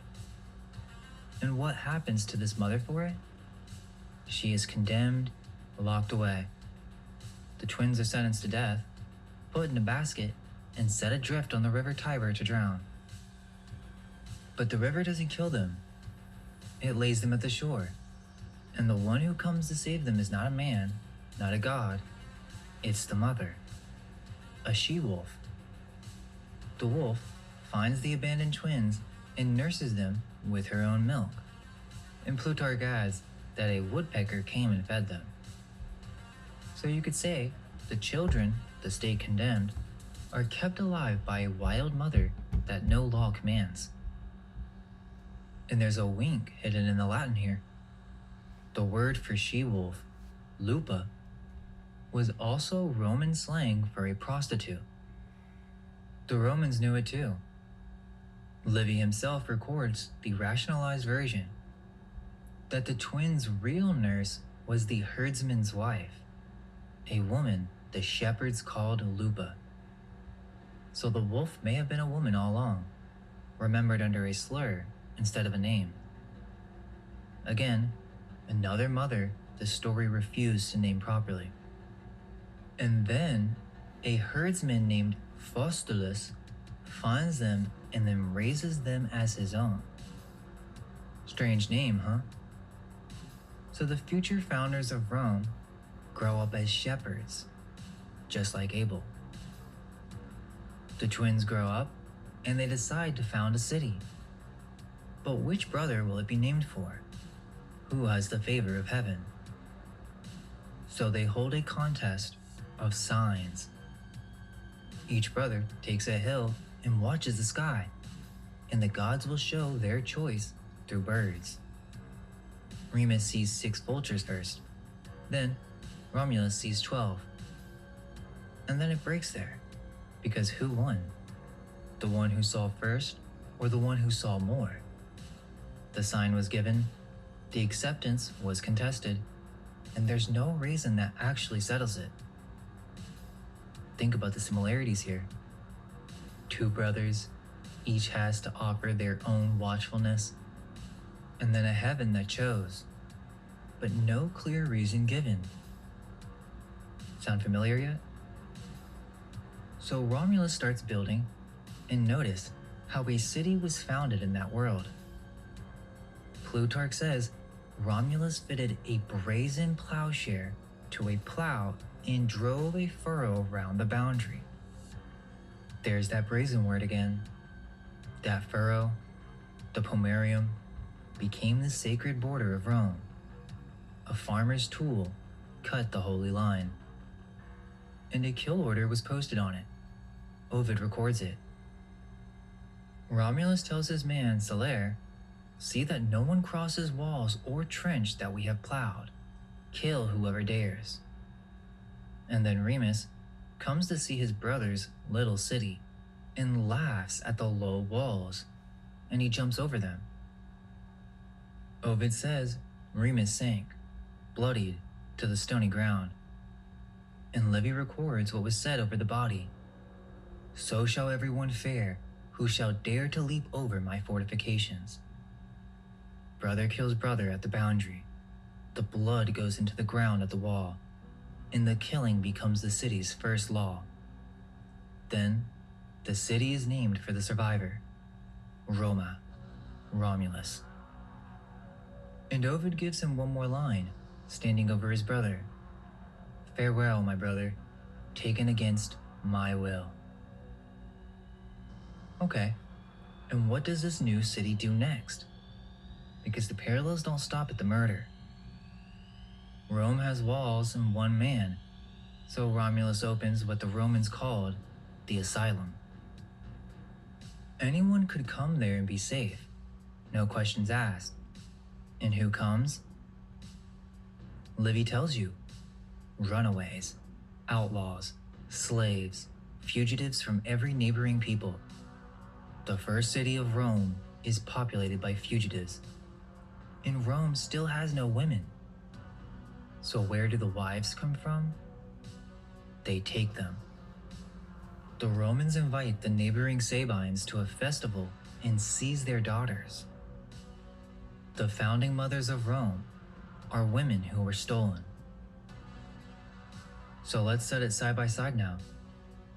A firstborn credited to a god by his mother, the mother punished, the son raised as a shepherd. A contest of offerings where heaven's choice is given with no reason. A brother killed over it. His blood in the ground at a boundary line. The killer protected, never punished, building a city and naming it for his own line. A city filled with fugitives. Wives who appear from a world that should not be there. That is Rome's founding legend. And that is Genesis chapter 4, literally. There is one difference. In Genesis, the rejected brother kills, and the killer is cursed. In Rome, the chosen brother kills, and the killer becomes a god. Romulus is taken up in a storm at the end of his life and worshipped as Quirinus. But we can settle this by asking, what if Cain is the chosen one here? Because go back to the story. It was Cain who got the divine paternity claim from his mother's own mouth. It was Cain who walked away with the mark, the sevenfold protection, the bodyguard clause. And it is Cain's line that inherits everything. The city, the forge, the arts. At the altar, he is the rejected one, sure. But everything after the murder treats him like the favorite. Read it that way, and the one difference between Genesis and Rome disappears. The chosen brother kills, and the chosen brother founds, and heaven looks after him. Now, one of the responses may be, well, Rome just copied the Bible. Well, that's actually very hard to argue. Rome's founding story was assembled by Greek historians around the 3rd century BC, and those men had no access to Hebrew scripture and no interest in it. The Greek translation of the Bible was only just being made in that same era in Egypt for Jews. No scholar on any side claims Romulus was borrowed from Genesis. Nobody argues that. So really think about this. The pieces of this template are older than the oldest Bibles we physically possess. That baby in a basket on the river? That exact story survives on cuneiform tablets from the 600s BC, telling the birth of Sargon of Akkad, a king set adrift in a reed basket sealed with pitch, pulled from the river and raised by a stranger. That is centuries before the oldest surviving scrolls of Genesis. So no, you cannot say that paganism is just copying scripture. The template was already ancient when both of these stories were written down. And what that means for which story is the original, I'll just let you sit with that. And the Bible has its own version of the founding blood, stated blatantly. 1 Kings 16, verse 34.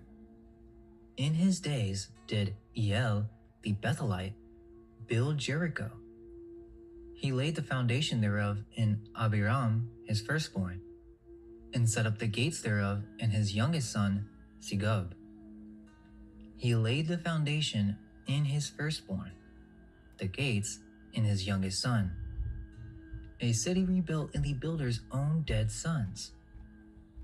Scholars call this foundation sacrifice, and archaeologists have dug up enough burials under ancient thresholds and foundations to give it that name. So cities, in the old world, get founded on blood.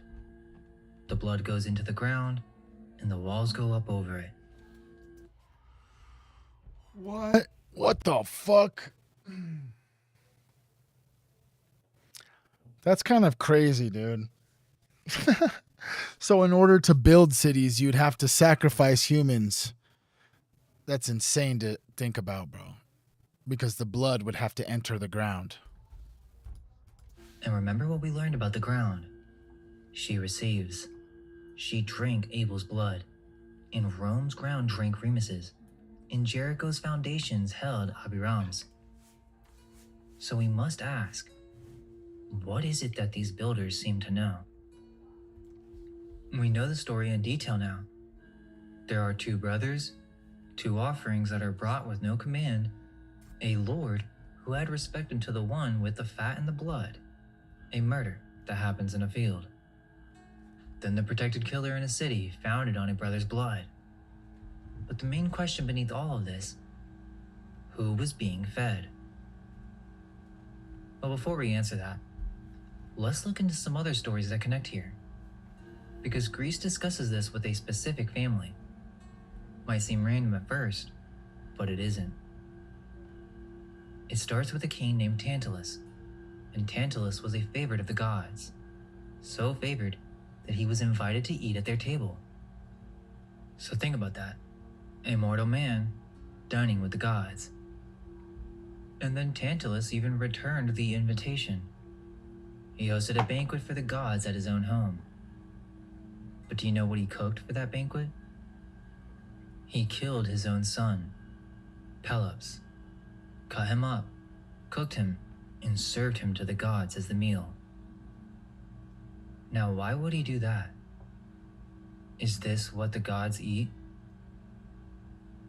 Well, the oldest sources give two reasons. Either to test whether the gods could tell what they were eating, or simply to feed them. As Pindar puts it, in return for the meals he had enjoyed. Either way, a child is on the table and the gods are the diners. But here's the important detail. The gods detect it and they refuse the meal. All of them except one, Demeter, lost in grief for her stolen daughter, is not paying attention and she eats the shoulder. So, the gods gather up the boy, put him back together in a cauldron, and bring him back to life. But the shoulder is gone. It was eaten. So they replace it with ivory. And Pelops walks through the rest of the Greek myth carrying an ivory shoulder, the permanent receipt of the piece a god consumed. Now, when the poet Pindar came to retell this story, centuries later, something happens in the poem. He gets to the part where the gods eat the child, and he stops. He says, nearly word for word, "It is impossible for me to call one of the blessed gods a glutton. I stand back." He knows the story. He's telling the story, and he refuses on the page to say that a god ate flesh, because it is not seemly to speak ill of the gods. So the poet sanitizes the meal in the middle of serving it. Don't forget that, because we will see it again. Okay, so this is how the house begins. Now watch what the house becomes. This Pelops, the restored boy, has sons, Atreus and Thyestes, 2 brothers, and they go to war over the throne of Mycenae. The kingship was tied to a specific token, the golden lamb. And there is a secret with this lamb. In the older sources, Atreus had vowed his finest lamb to the altar as an offering. Then, a golden lamb appeared in his flock, and he kept it, hid it away instead of sacrificing it. So, the throne of Mycenae is built on a lamb that was owed to the altar and withheld. Take note of that imagery. A kingship that lives in the possession of a golden lamb. There's a great secret here. 6 centuries ago, the kings of Europe founded their most exclusive royal order, the one the emperors of Spain and Austria wore at the throat in every portrait, and it's still awarded today. Its emblem is a small golden lamb hanging on a chain. They call it the Order of the Golden Fleece. We will get there later in this series. But back to the brothers. Thyestes got the lamb the dirty way. He seduced Atreus' wife and stole it. So again, we have 2 brothers fighting over a token of favor over which one of them heaven has chosen to rule. And how does Atreus take his revenge? He does not challenge his brother to combat. He invites him to a feast, a reconciliation dinner, to bury the feud. And while the table's being set, Atreus takes his brother's young sons, kills them, and cooks them. The Roman playwright, Seneca, stages this scene with Atreus working like a priest at an altar. And that's right, because that's exactly what this scene is. And then Thyestes sits down and eats and does not know. Aeschylus puts that account in the mouth of a survivor of that house. He writes it like this: Atreus served up to my father as entertainment a banquet of his own children's flesh.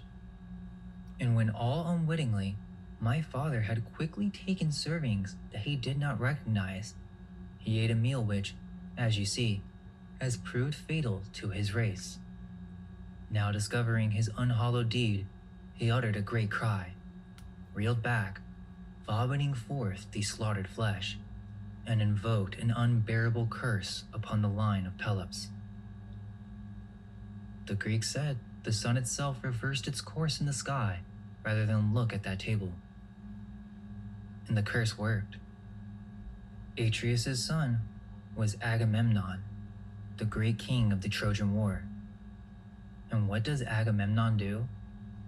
He puts his own daughter, Iphigenia, on an altar for wind for his ships. The house cannot stop putting its children on tables and altars. I'm just making this weird connection right now between Abraham and Isaac also in the Bible. Wasn't Abraham just about to sacrifice his son Isaac to God, and God told him to stop?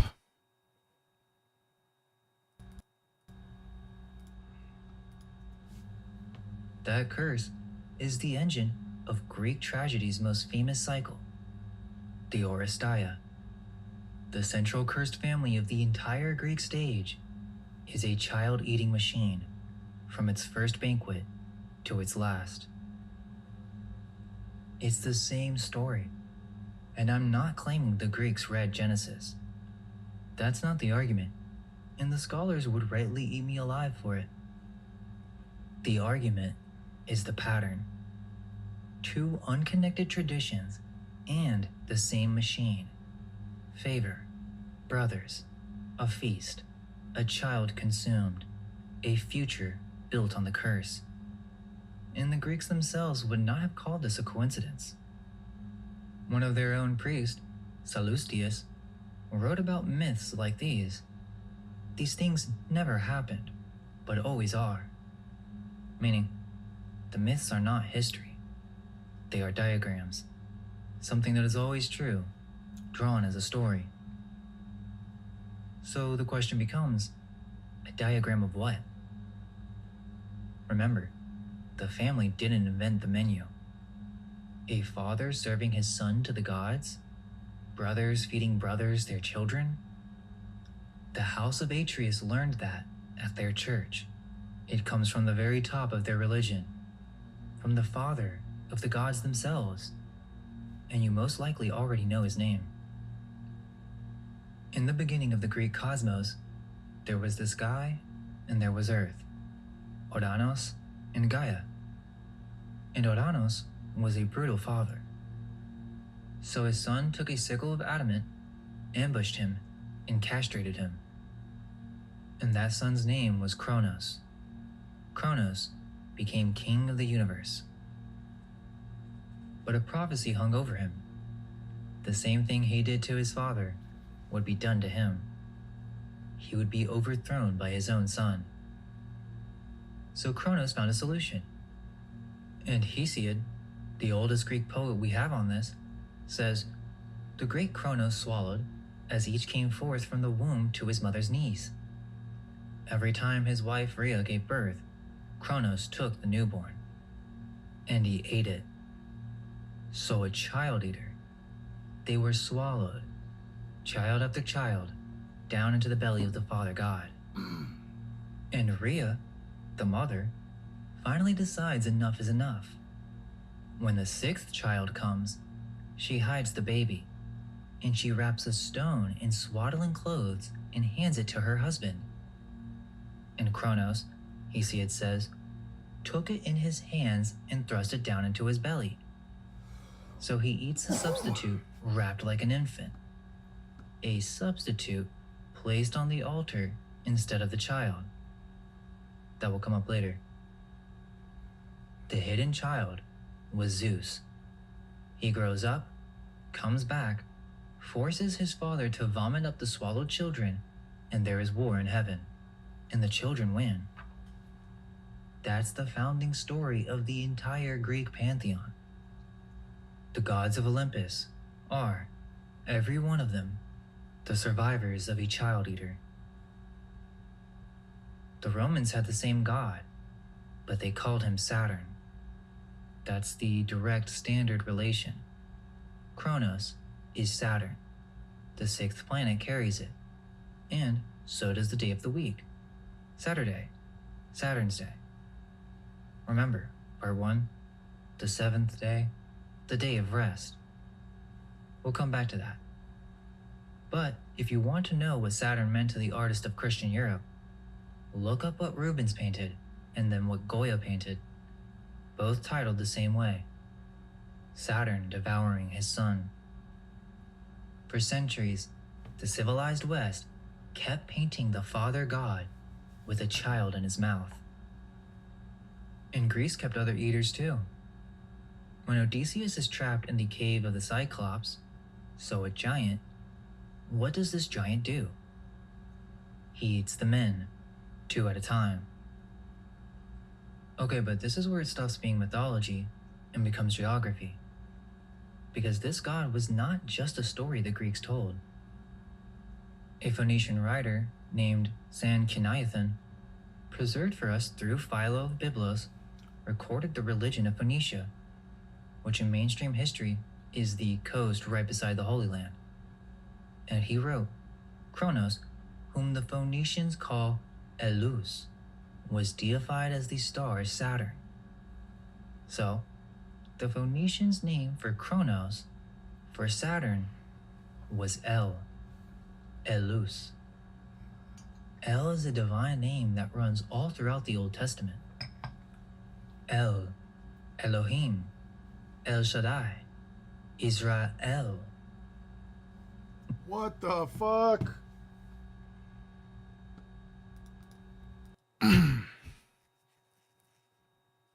This isn't. I don't. Who's here, bro? Who's here? This is insane, bro. If I'm being 100% honest with you, this shit is mind blowing. Right?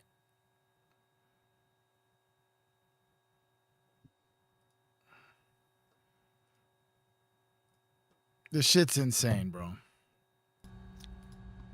Now let me be careful here. I'm not saying the Bible's El and the Phoenician El are automatically the same being. And the biblical writers clearly work to keep their God separate from the neighbor's God. But the name is the same Semitic word from the same region, and the Phoenician historian says their El is Saturn. Then he records what their El did. When very great dangers from war beset the country, he arrayed his son in royal apparel and prepared an altar and sacrificed him. His only begotten son, dressed in royal robes, placed on an altar by his father, again, a god sacrificing his only begotten son. And this was not only told, it was performed. Carthage, the great Phoenician colony, worshipped this god as Baal Hamon. And the Roman inscriptions in North Africa renamed the same god on the stones as Saturn. The historian Diodorus describes the rite. There was in their city a bronze image of Cronus, extending its hands, palms up, and sloping towards the ground, so that each of the children, when placed thereon, rolled down and fell into a sort of gaping pit filled with fire. In one crisis, he says, 200 children of the noblest families. Now, scholars debate the scale of it. How often, how many, and the debate is real. But the burial precincts are excavated, and infant urns are counted in the thousands. And the name of the god on the dedication stones is not in dispute. The Bible knows this right, and it has a name for it. Moloch. Thou shalt not let any of thy seed pass through the fire to Moloch. Leviticus 18. King Josiah has to physically defile a working site of it, a place called Topheth, in the valley of Hinnom, right outside Jerusalem, so that no man might make his son or his daughter to pass through the fire to Moloch. 2 Kings 23. And Jeremiah tells you whose real estate that was. The high places of Baal, in the valley of the son of Hinnom, to pass their sons and daughters to the fire unto Moloch. And one more thing about the valley. Its name, in Hebrew, is Jehannom. If you say it a few centuries faster, Jehinah, the New Testament's word for hell. Hell itself is named after the valley where the children burned. So count the names. Kronos, who swallows his children. Saturn, who devours his son on the museum walls of Europe. El, who sacrifices his only begotten in royal robes. Baal Hamon, whose bronze hands slope towards the fire. Moloch, in the valley that became hell. These 5 names are connected to the Bible on every side, and it's on one specific appetite. And you would think, you would hope, that the Bible keeps that God safely outside its own walls. Well, let's read Amos. The book of Amos, a shepherd prophet, speaking for the Lord, reviewing Israel's 40 years in the wilderness. And in chapter 5, verse 26, he says this: But ye have borne the tabernacle of your Moloch in Kion your images, the star of your God, which ye made to yourselves. The star? Hold up. Let's take that verse apart, because there's more packed in it than any verse that we've read yet. Ye have borne, meaning they carried it through the wilderness. The same 40 years they were carrying the Ark of the Covenant.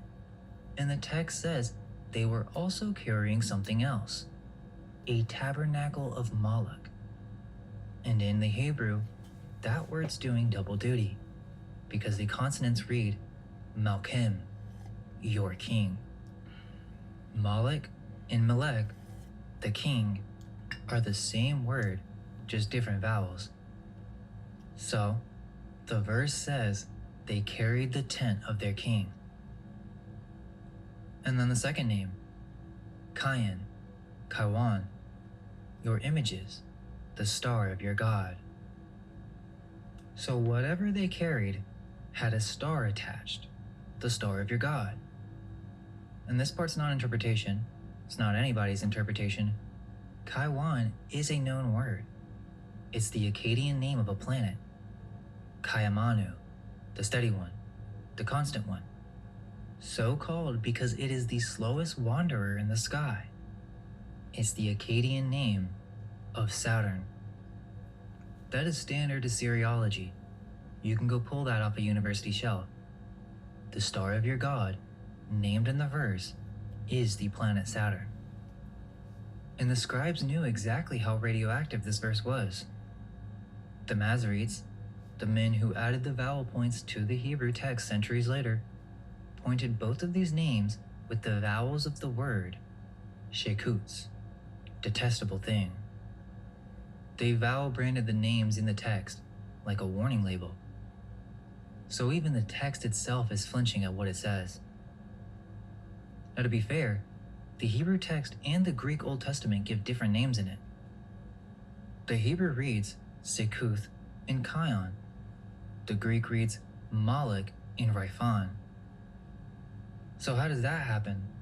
The same verse, but two different names? Well, these were foreign words, Assyrian star names, being dragged through centuries of hand copying by scribes who no longer knew what they meant.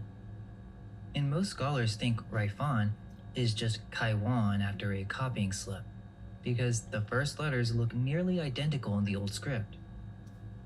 There is also a debate about the tense, whether Amos means they carried this thing back in the wilderness, or that they will carry it with them into exile. So yes, this gets over convoluted, but notice what no manuscript and no scholar disputes. In every version of this verse, in every language, Israel is carrying the tabernacle of a rival god, and it comes with a star. That's the clue. So which star is it? Some of you might be thinking, well, it's a messed up verse, one obscure prophet, just let it go. Except the verse did not stay in Amos. Acts chapter 7. The first Christian martyr, Stephen, is standing before the council giving the speech that gets him stoned.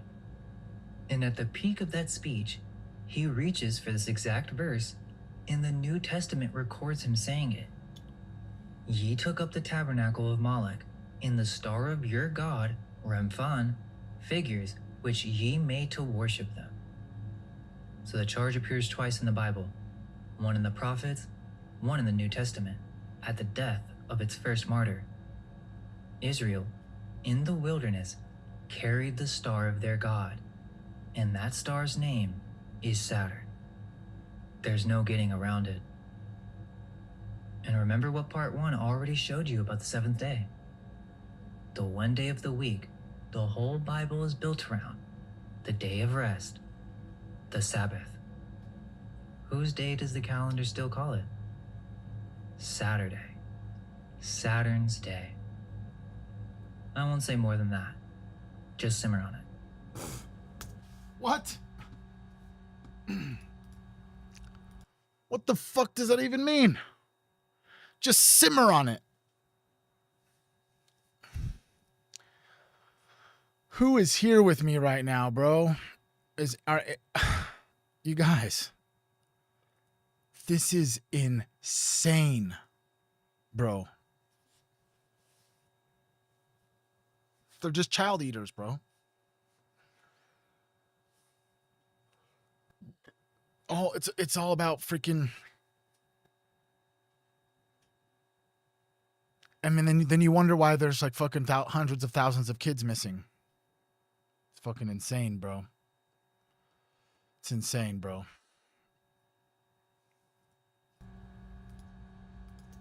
Now, before we answer the big question of this video, there's one more witness to bring in. And it's not a Greek poet this time, not a prophet. It's the church itself. There is a church in Ravenna, Italy called Sant'Apollinare in Classe, and on the wall of its sanctuary, there is a mosaic that is about 1300 years old from the 7th century. It's very strange. In the center, there's a man standing behind an altar. But the altar is not drawn as a rough stone block, it's drawn as a table, with white cloth, 2 loaves of bread sitting on it, each one marked with a cross. There's a golden cup of wine in the middle, and walking up to the table from one side is a man carrying a lamb in his arms, Abel. From the other side comes Abraham, bringing his son Isaac. And above the table, out of the sky, the hand of God is reaching down. Now, who is this man standing behind the table serving it? The mosaic names him. It's in gold letters at the top. Melchizedek. Now, if you don't know Melchizedek, he appears in Genesis 14 for 3 verses, and then he's gone. We'll get to him later. He is the king of Salem, the priest of the Most High God. And what does he do in those 3 verses? He brought forth bread and wine, and he blessed Abraham, and Abraham gave him 1/10 of everything. That's it. That's the whole appearance. A priest king serving bread and wine centuries before the law even exists. He's kind of a big deal, and there's a lot more to him. We will meet him properly very soon. The point right now is the table. Ravenna has another church, San Vitale, built around 547 AD, and it holds the same scene. Abel on one side holding up his lamb, Melchizedek on the other side holding his bread, one altar between them, and the cup of wine already sitting on the table. In Rome, in Santa Maria Maggiore, around the year 432, Melchizedek comes out with the bread and wine to meet Abraham. The image continues. On a famous golden altar in Austria, made in 1181, Melchizedek's offering is set directly beside the Last Supper. In the cathedral at Reims, there's a carving where Melchizedek is handing Abraham the bread like a priest giving communion. And in the 1400s, a Flemish painter named Bouts built an entire altarpiece with the Last Supper in the center, surrounded by 4 Old Testament scenes, and every single one of them is a scene of food. So, why does the church keep painting Abel's lamb arriving at a communion table? Well, the church tells you itself, out loud, at every single Mass. Inside the Roman canon, the core prayer of the Catholic Mass, prayed for about 1500 years, the priest holds up the bread and wine and asks God to accept them. But listen to how he asks. Accept these, as thou wast pleased to accept the gifts of thy just servant Abel, and the sacrifice of our patriarch Abraham, and that which thy high priest Melchizedek offered unto thee. That prayer is older than the mosaics. We have it quoted by Ambrose of Milan around the year 390. The art is just the prayer painted on the wall. So, that means, at every Mass for 15 centuries, the priest has asked God to accept the bread on the table the same way he accepted Abel's lamb. The church itself files the communion table under Abel's altar. One continuous table, which runs from the first offering in the Bible to the one at the front of the church last Sunday. That's not my connection, it's theirs. But now we must explore the main question, the heaviest one in the entire Bible.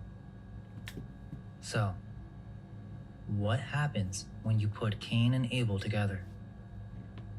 Cain, Abel, is there a secret in those words?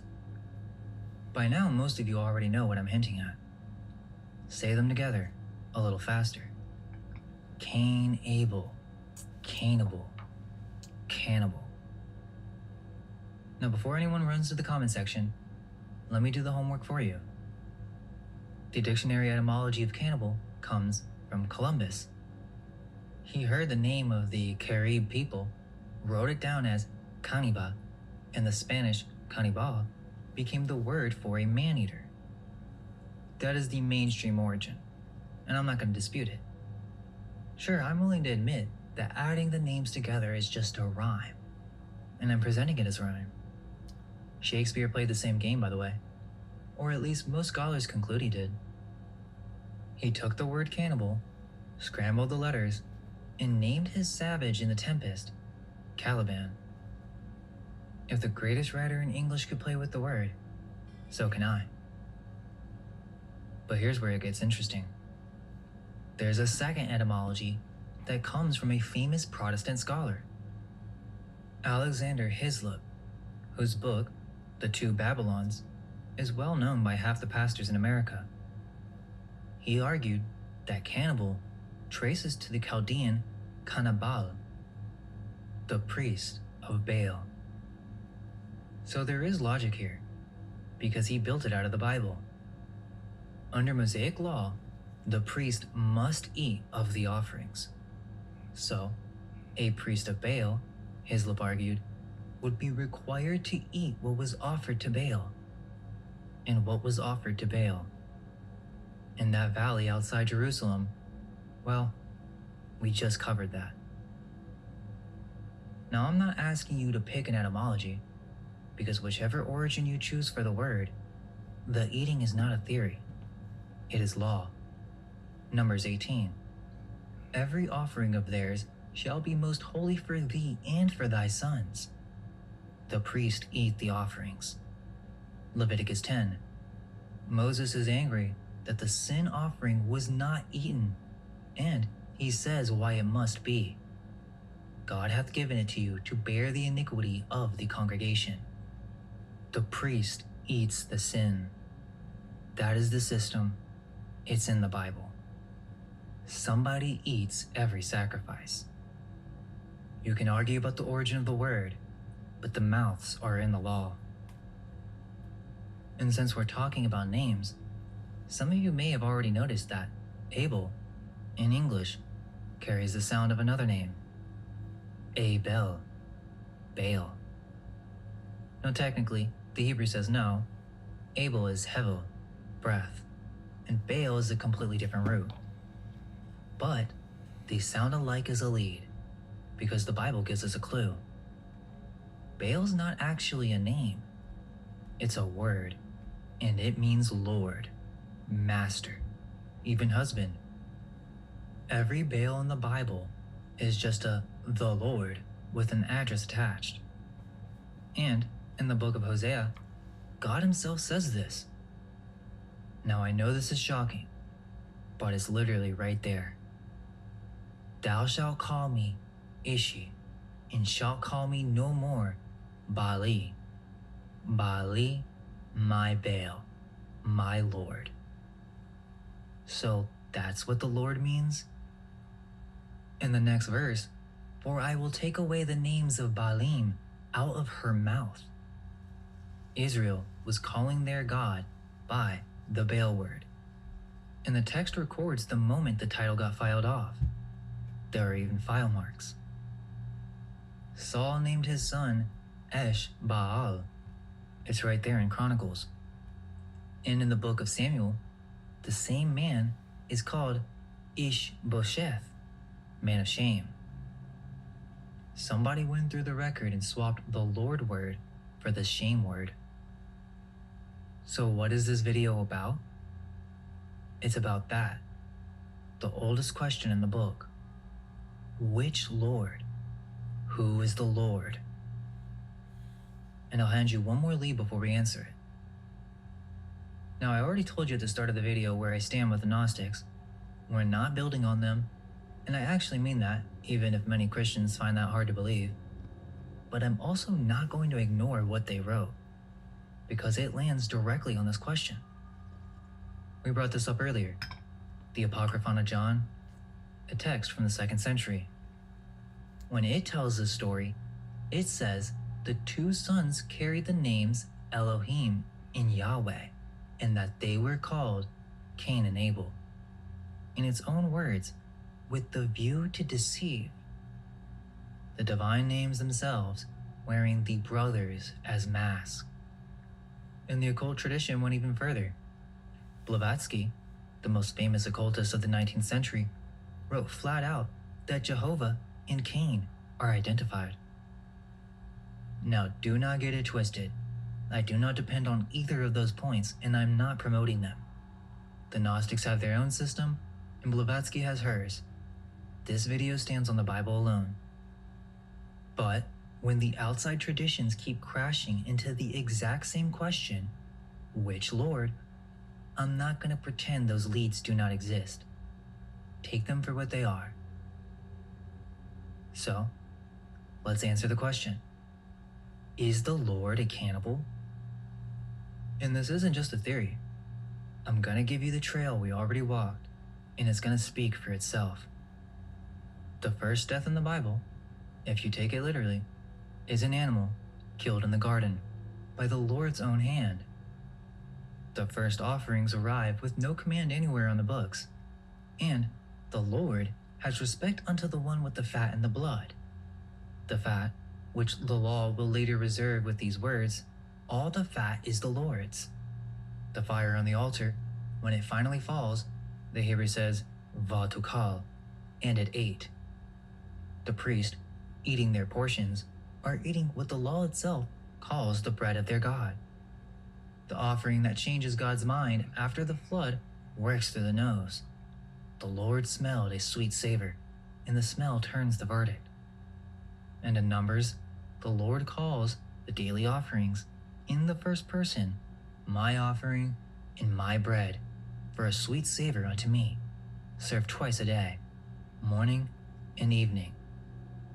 You already know this. What do you think communion is?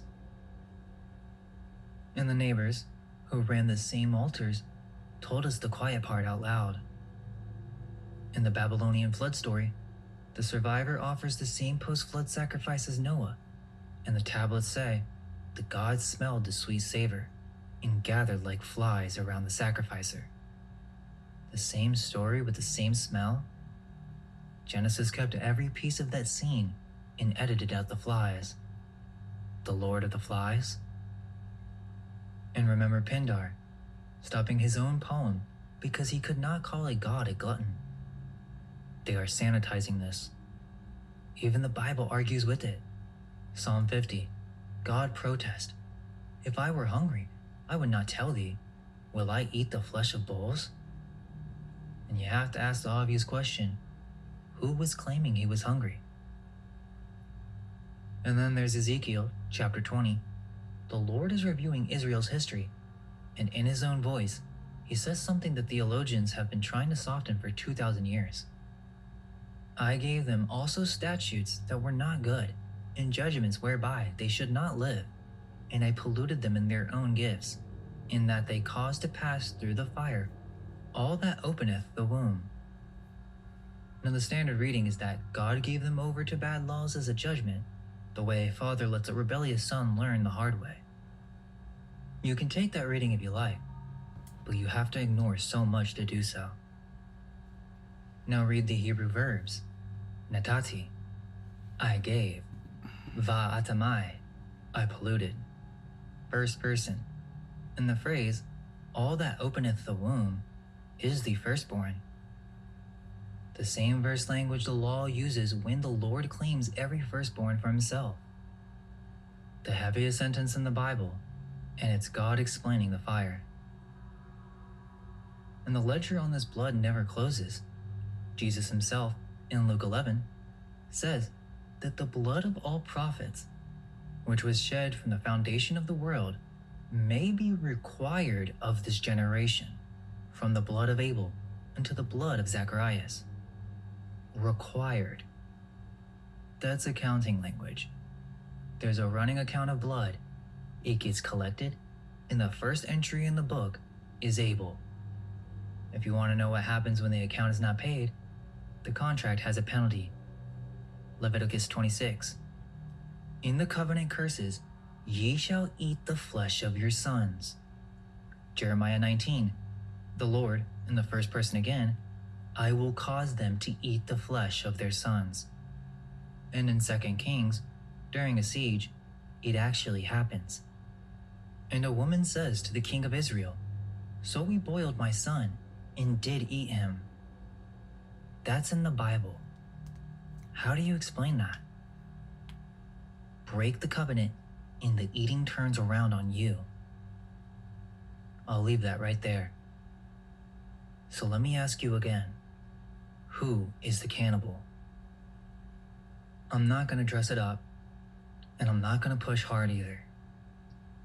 This is very important, and while it may seem dark, we must cover it in order to unveil the secrets of the Bible. I'm not going to claim that it's 100% the answer, but we must bring it up. And as I've shown, there is a significant amount of evidence pointing in this direction. What you do with it is between you and the book. But there is a deeper way to read all of this. Remember, there is an inner and outer reading, and it's actually the oldest way. Let's take a look at the deeper reading. Let's go back to the two names one last time. Cain means possession, right? That is matter, what you can own. Abel means breath. That is vapor, what you cannot hold. So think about it. The first two humans born into this world are named flesh and spirit. And you don't need to trust me on this, because Philo, writing in the 1st century, read the whole story this way. He said the two brothers are two principles inside one soul, the part that claims everything for itself and the part that gives everything to God. And he said in killing Abel, Cain killed himself. The flesh that slays its own spirit does not survive the act. It keeps walking. And it's not just a mystical reading. Listen to Paul, Galatians 4. But as then, he that was born after the flesh persecuted him that was born after the spirit, even so it is now. That's the apostle telling you how to read the Bible's brother stories. The flesh-born persecutes the spirit-born, even so it is now. In Galatians 5, the flesh lusteth against the spirit, and the spirit against the flesh, and these are contrary, the one to the other. The war of the brothers is the war inside man. Paul built that framework, not me. Now take that key back to the coat of skins. It is recorded in Genesis Rabbah that, in Rabbi Meir's copy of the Torah, that verse read garments of light, not skin. But light, so they were astral beings. And the church father Origen taught openly that the coats of skins meant bodies, the descent into flesh. But what type of flesh are we talking about? What level of matter? Now here's something you have to understand about how the old tradition saw the world. They did not split everything into spirit and body. It wasn't just two separate things with nothing in between. They taught that there's one substance, and it shows up at different densities. Ice and steam are the same water. One is just packed tighter. So, a body of light, what the occult tradition calls the astral body, is not pure spirit. It is still matter, just a much finer grade of it. And that changes what the fall actually is. It stops being a jump from one world into another and becomes a slide down a gradient, the substance thickening around the being, step by step, until it lands in the kind of body that can bleed. So, on the deepest reading, what happened at the Gate of Eden was not just a wardrobe change. Beings of light were dressed into material bodies, which means the first death was the price of embodiment. Now think about it. What does an altar actually collect? Leviticus 17. For the life of the flesh is in the blood. It is the blood that maketh an atonement for the soul. Not the meat, the life. The whole feeding economy, top to bottom, trades in one commodity, embodied life. Now we can read the first murder one last time, with both eyes open. The flesh rose up against the breath, in a field, and slew it. And the survivor, the flesh, was marked and protected and sent walking. Cain, the possession, uses this life force to move his astral body into a more material realm. That is why the mother opened her mouth. The mother gave Cain the physical body from this vapor, his spirit. And in this process, we get another split. Abel represents the spirit, and the words spoken over Cain were the same words spoken over the woman. Desire and rule. The woman under man, sin under Cain. The breath under the flesh.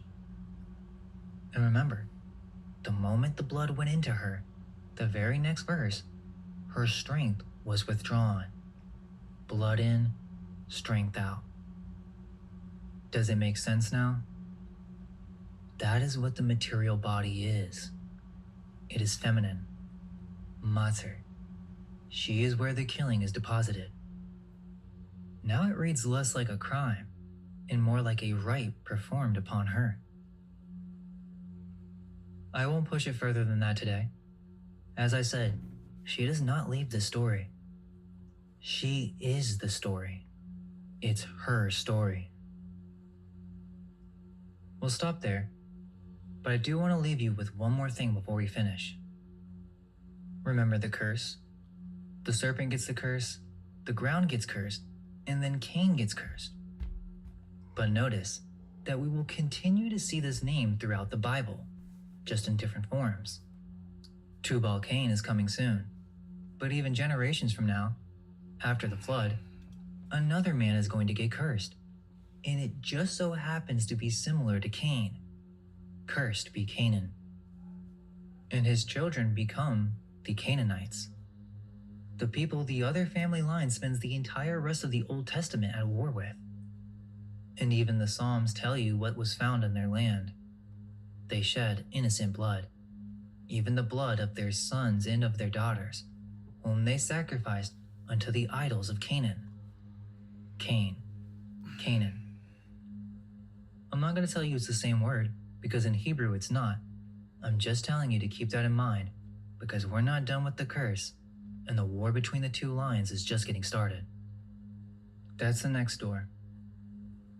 Thanks for watching, guys. Please let me know your thoughts in the comments. And all we can hope is that our minds may be unveiled.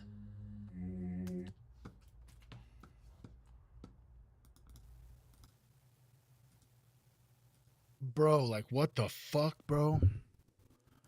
What in the fuck?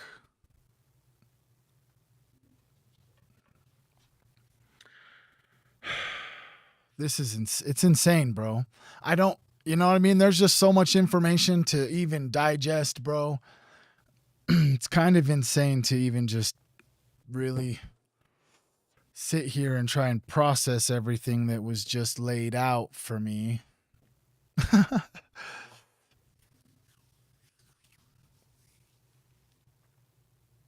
It almost seems as if that there is two different stories being told simultaneously in the same text about two separate kind of peoples who worshiped separate things and did separate things. Like almost as if like in itself, it's like a labyrinth of information because there's two stories intersected in between each other.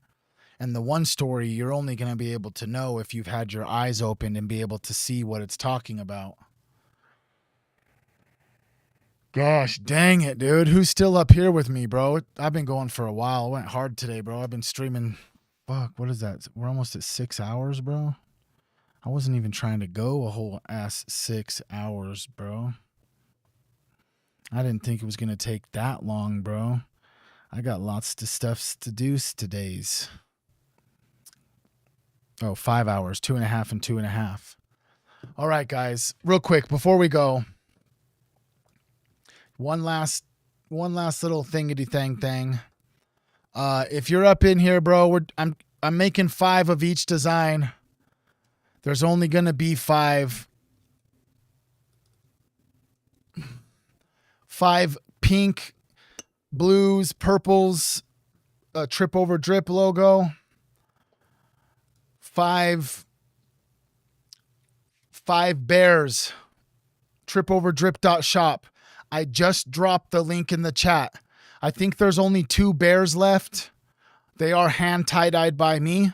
They will be signed. They will be limited edition, meaning that the next time I do some tie-dye merch, it's there. Your shirt will never be replicated. So you're going to have like a limited edition type one. They will be signed by me and Queen Trip. Like I said, head over there if you want to get one of those. We also have other merch. We just dropped a new Stanley Cup. You know what I mean? 20-ounce freaking, a little 20-ounce freaking Stanley Cup. We got stickers. We got tote bags. We got tank tops. We got this crew neck right here. I'm currently wearing it right now. You know what I'm saying? Tripoverdrip. Anyways, guys, it's been fun one today. I have to go just because fucking I didn't anticipate the technical difficulties. I gotta go grab stuff to start making these tie-dyes. Yeah, so I love you guys. Peace out. I will see you guys tomorrow evening. Thursdays are always in the evening. I appreciate every single one of you guys. I love you. Have a blessed rest of your day. Peace out, dude.